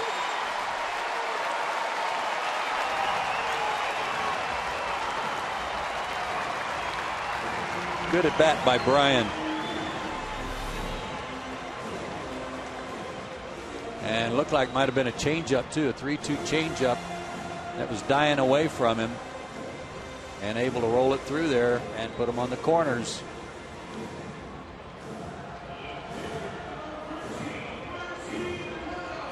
Dan's a good base runner. We've talked about that a little bit during the course of the season, but he hits the corners of the bag and takes short routes from first to third or second to home. Braves haven't had many chances with runners in scoring position today. And a bunt. And it's going to score the game-tying run, and it's even better than that.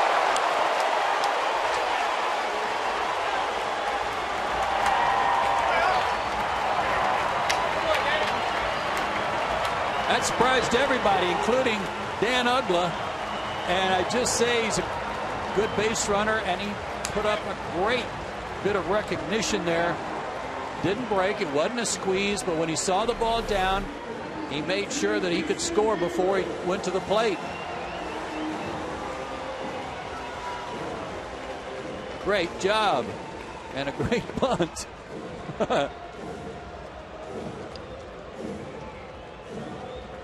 And that'll bring Randy St. Clair out to the mound. All of a sudden, Nolasco losing a little of the magic. A walk, a McCann hit put him at first and third. Then Prado lays down a bunt. Nolasco dropped the ball. And the game now tied 1-1.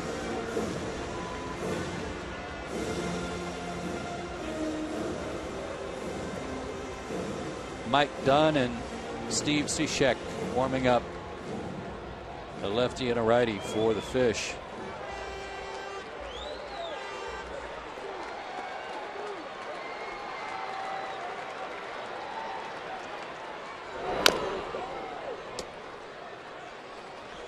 Got to be patient here. Jason, if he was paying attention, saw a deep count to Dan Uggla that resulted in a walk. A long at bat for Brian McCann that resulted in a base hit.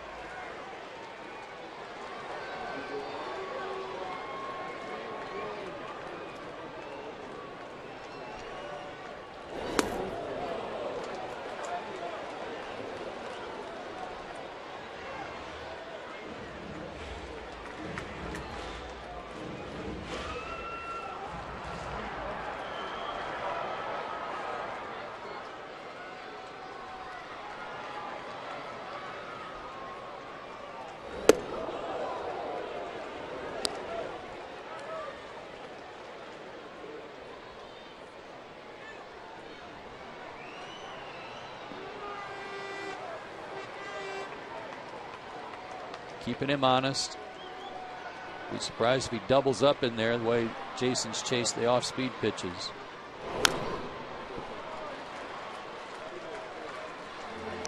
The trouble now is that when you're behind in the count, 1-2 or 0-2, you don't have the luxury of being patient and taking those off-speed pitches for fear that one of them might catch the corner. Jerry Lane might call a borderline pitch a strike, so you have to hack at them if they're close.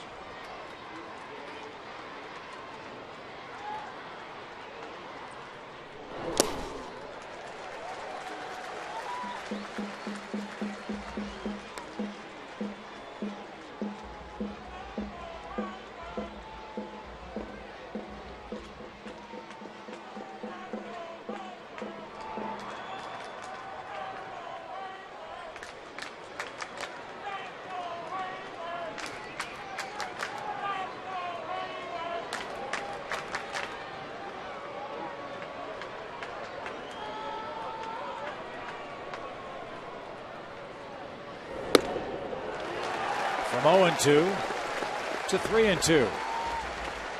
So now he's worked it to a deep count.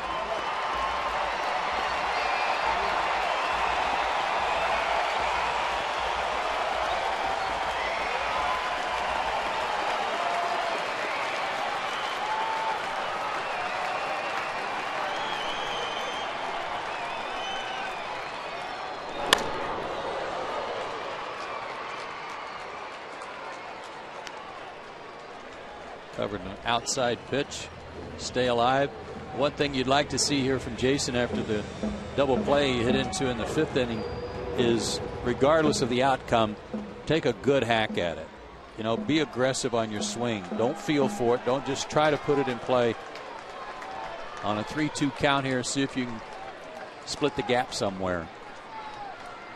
Nolasco threw 62 pitches through the first 6 innings of this game. He's thrown 24 pitches in the 7th inning alone.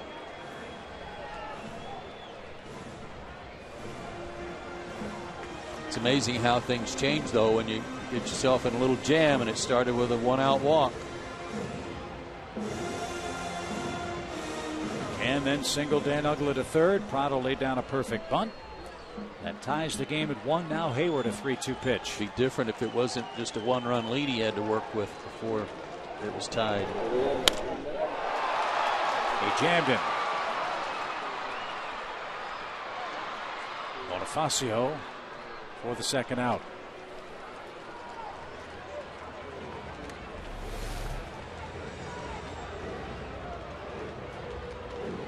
Oh boy, they wanted that in. They didn't get it in. He just missed it. Is that off the end of the bat? Yeah. His swing, it sounded like it got in on his hands a little bit. It looked like a cutter that just stayed. You saw Hayes set up inside. It stayed kind of over the middle of the plate.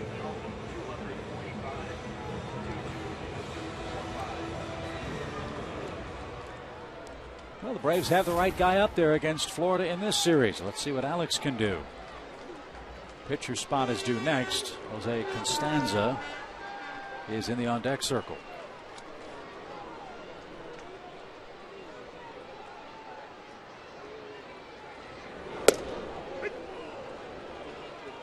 Alex was the man 2 nights ago. Came through with two-out RBI hits. One was a double in a situation where he was only hitting a little over 100 for the year prior to that.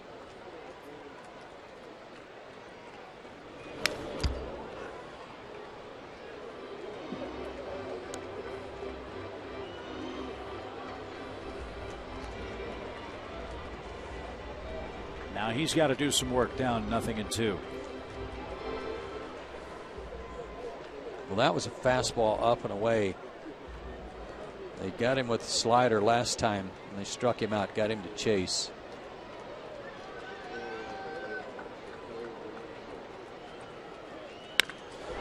Down the left field line, he hung it, and Alex bangs it out of here.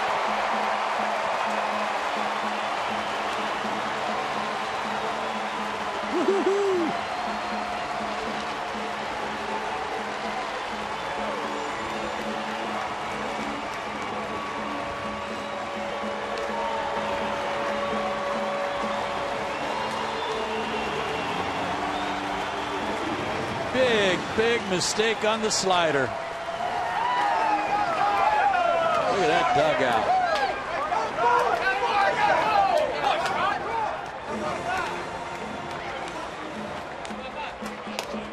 Left it inside on an 0-2 pitch. Had Alex fooled, but by leaving it inside, he nailed it. And now Costanza pinch hits. Hanger inside. Look at Hayes. At best for Nolasco, it was going to be a double off the wall and score McCann and lose the lead. But one-handed, that carried out of here. Another 3-run homer. Gotta love it. And 31 pitches in this inning.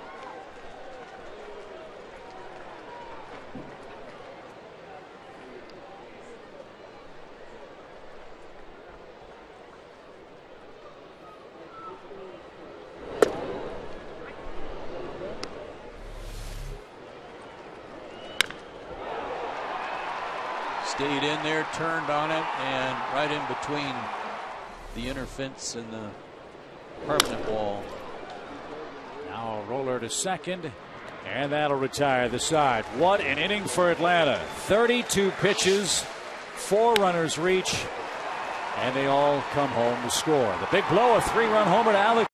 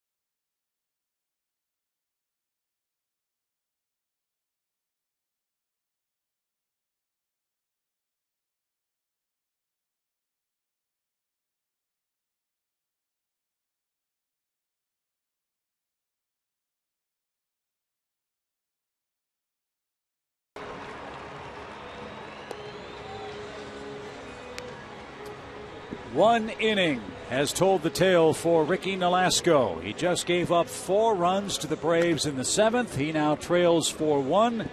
Alex Gonzalez with a big 3-run homer breaks the game open for the Braves, who now can go to the big boys in the back of the bullpen. The AT&T call down there is answered now by Johnny Vetters, who will work the top part of the Marlins order. So far, so good by everybody in the bullpen today. Martinez 3 up, 3 down. O'Flaherty 3 up and 3 down. O'Flaherty's the pitcher of record right now. And Vetters and I'm sure Kimbrel left to get the last 6 outs.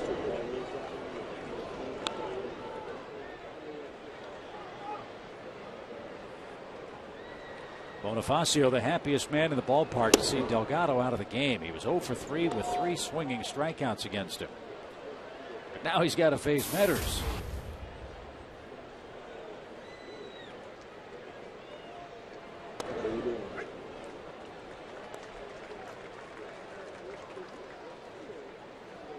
Johnny just a third of an inning last night.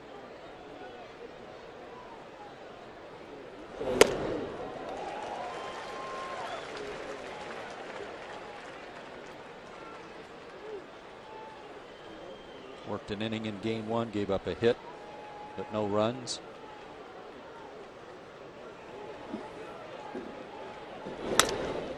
He makes contact, but Dan Uggla gets him by a step. 2 more home series left at Turner Field. We've got the Mets coming in this weekend. Then the Phillies are here for the final 3 games of regular season play. Those dates, September 26th, 27th, and 28th. Season ends on a Wednesday this year. Gauge tickets now at Braves.com or call 800-745-3000.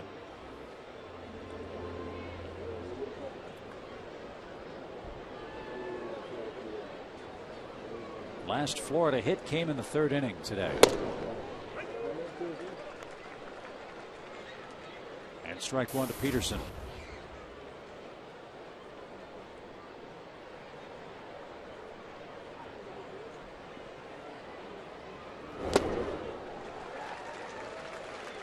Those demons that Ricky Nolasco is trying to exercise today came back to bite him in the 7th.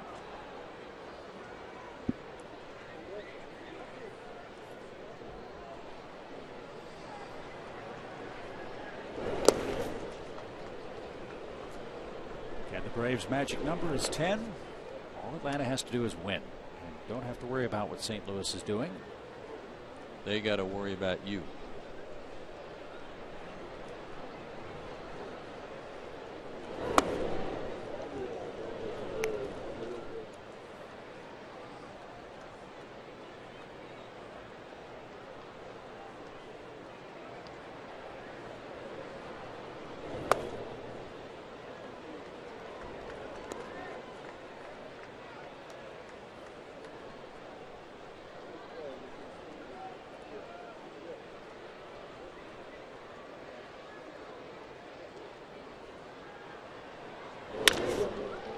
To first. And 2 out. Some other news and notes around Major League Baseball this afternoon. Tip of the cap to Mariano and Tim Wakefield. 2 milestone numbers for those 2. And can anybody stop the Detroit Tigers and Justin Verlander?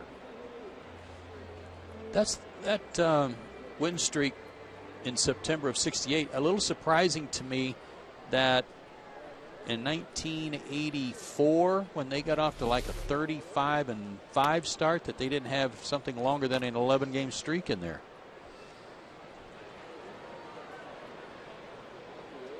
Went on to win the World Championship, beating the Padres. Verlander with 23 wins for the Tigers. They've opened up a huge lead in the AL Central.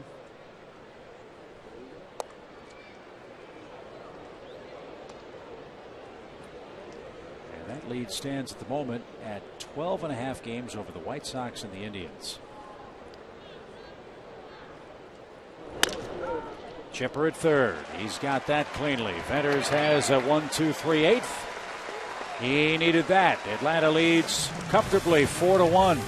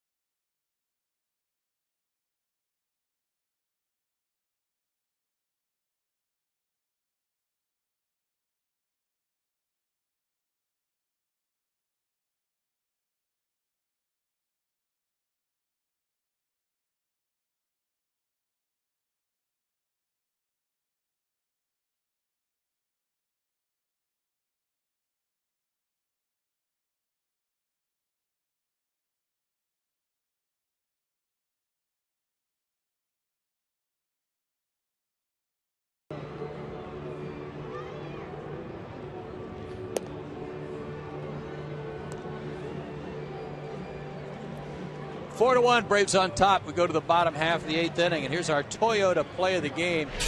And work with us on this one. The play of the game is going to go to Randall Delgado because he turned in another good performance. 5 innings of 1-run ball, walked 2, struck out 4, kept the Braves close, even though when he came out he was trailing 1-0. But take a look at this. Over the Braves' last 9 games, these kids have started 7 of them. Beachy, Minor, Tehran, and Delgado. They've gone 2-0 with a 3.16 ERA in those 9 games. 12 walks, 30 strikeouts. And I contend that if they were able to go just a little bit deeper, if their pitch counts didn't really get them in trouble, that record of 2-0 would be a whole lot better. And that's what's so exciting about being a Braves fan these days. The present's very, very good. The future is going to be perhaps even brighter. And you know the old saying, don't necessarily believe everything you see in spring training or in September. I don't know that that's the case with those 4 guys when you consider the importance of the games that they're pitching for the Braves this month. Right. They have done a terrific job filling in for Jurgens and Hansen. And now Mike Dunn, the former Brave, takes the ball for the Marlins.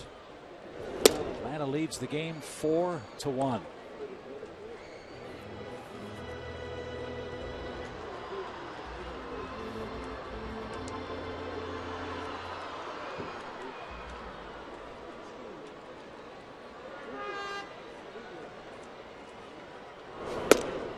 If your team has an X next to their name, and there are a lot of them now in the standings, meaning your team's been eliminated and there's no real pressure when you come up as a young pitcher and pitch, that's a real non-pressure situation. It is truly just to show what you've got.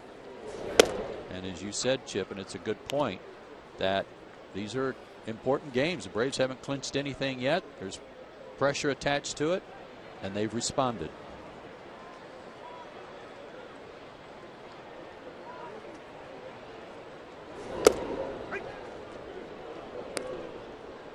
Full count.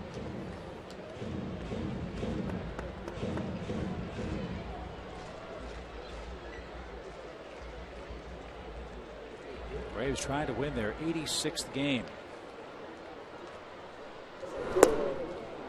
And Michael is retired. 1 away in the bottom of the 8th inning.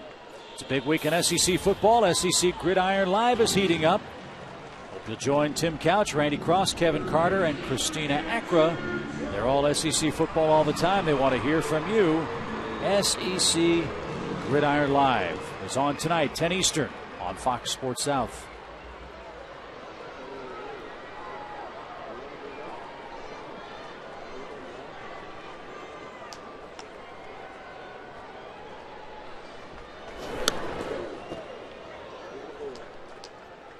Just a bit outside.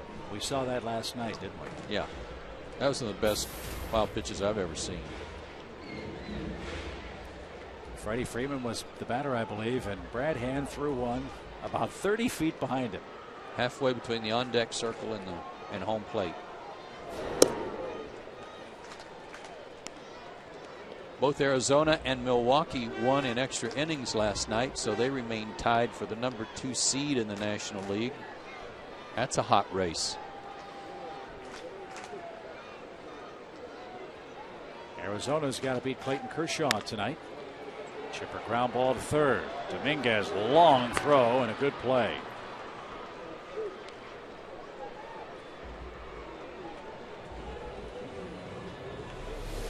We really couldn't believe when we saw with the runner going, Hand wasn't sure if he wanted to throw to first. He had already committed to the plate. Then he knew he had to throw it. Still makes me laugh. And it was just a little wide of the mark. What did our stats guy Chan say last night? Hit the bull from Major League.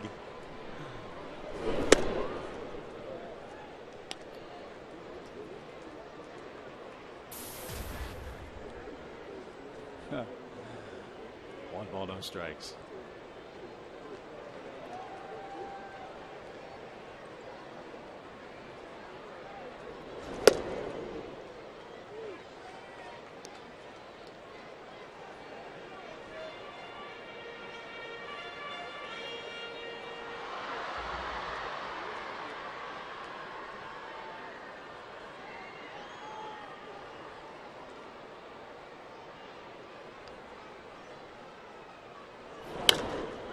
high pop fly to left. And we go to inning number 9. Braves 4, Florida 1. It's Kimbrel time.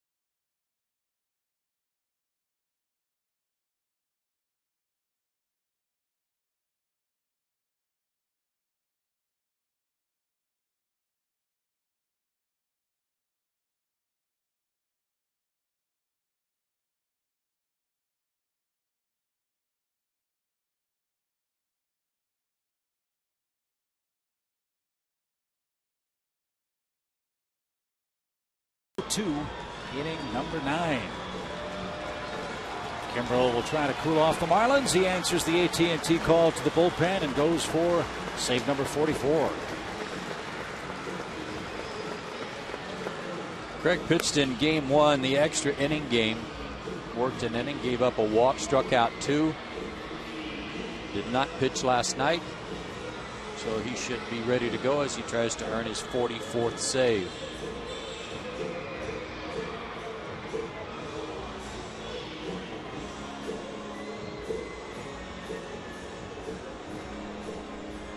How about 3 and out and uneventful? That would be nice.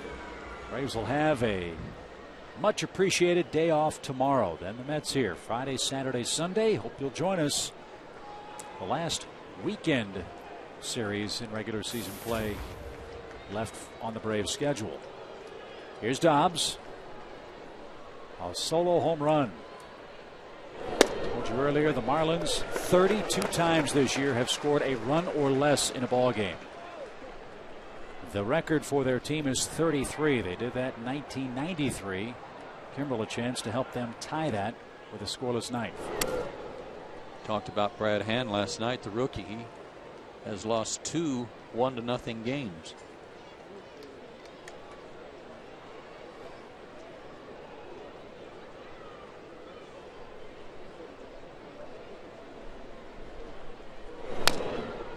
But this is an injury-ravaged team.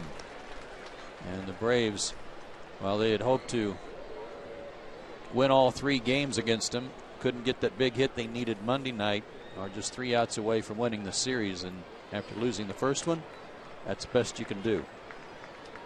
They'll take a little momentum into the off day and then take game at New York. And Dobbs is called out at the knees. Braves pitchers have retired 11 straight Marlins hitters. Florida does not have a hit since the 3rd inning. Backdoor slider and a beauty at the bottom of the zone. Good pitch.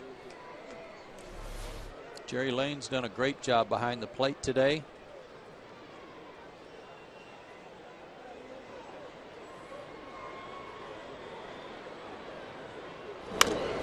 Strike 1 to Sanchez.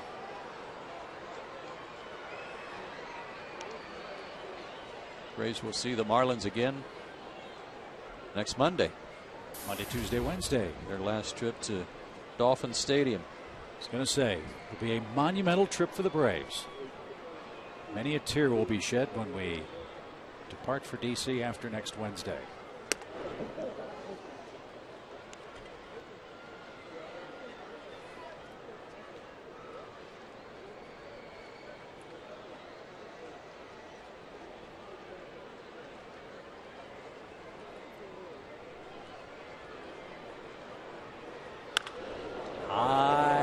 wide to left.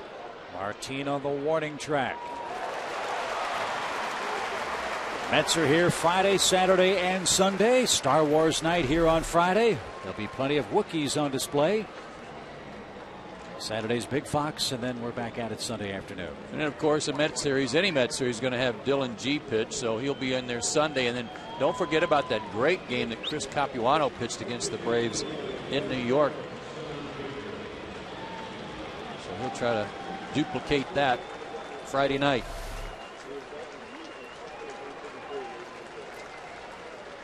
John Baker, the final hope for Florida.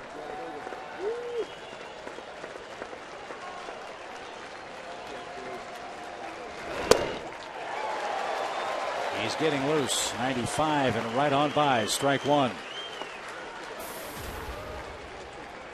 Baker might have even had a comment for Brian there about stretching and getting loose. Nothing like coming off the bench cold and having to catch up to this.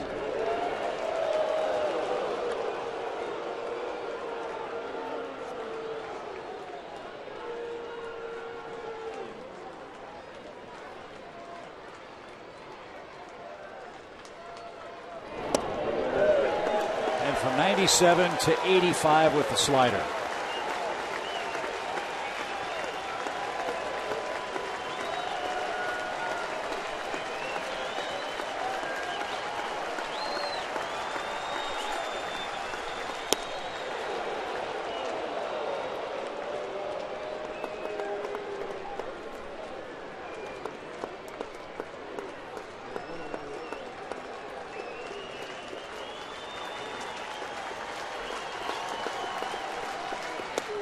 And that's your ball game.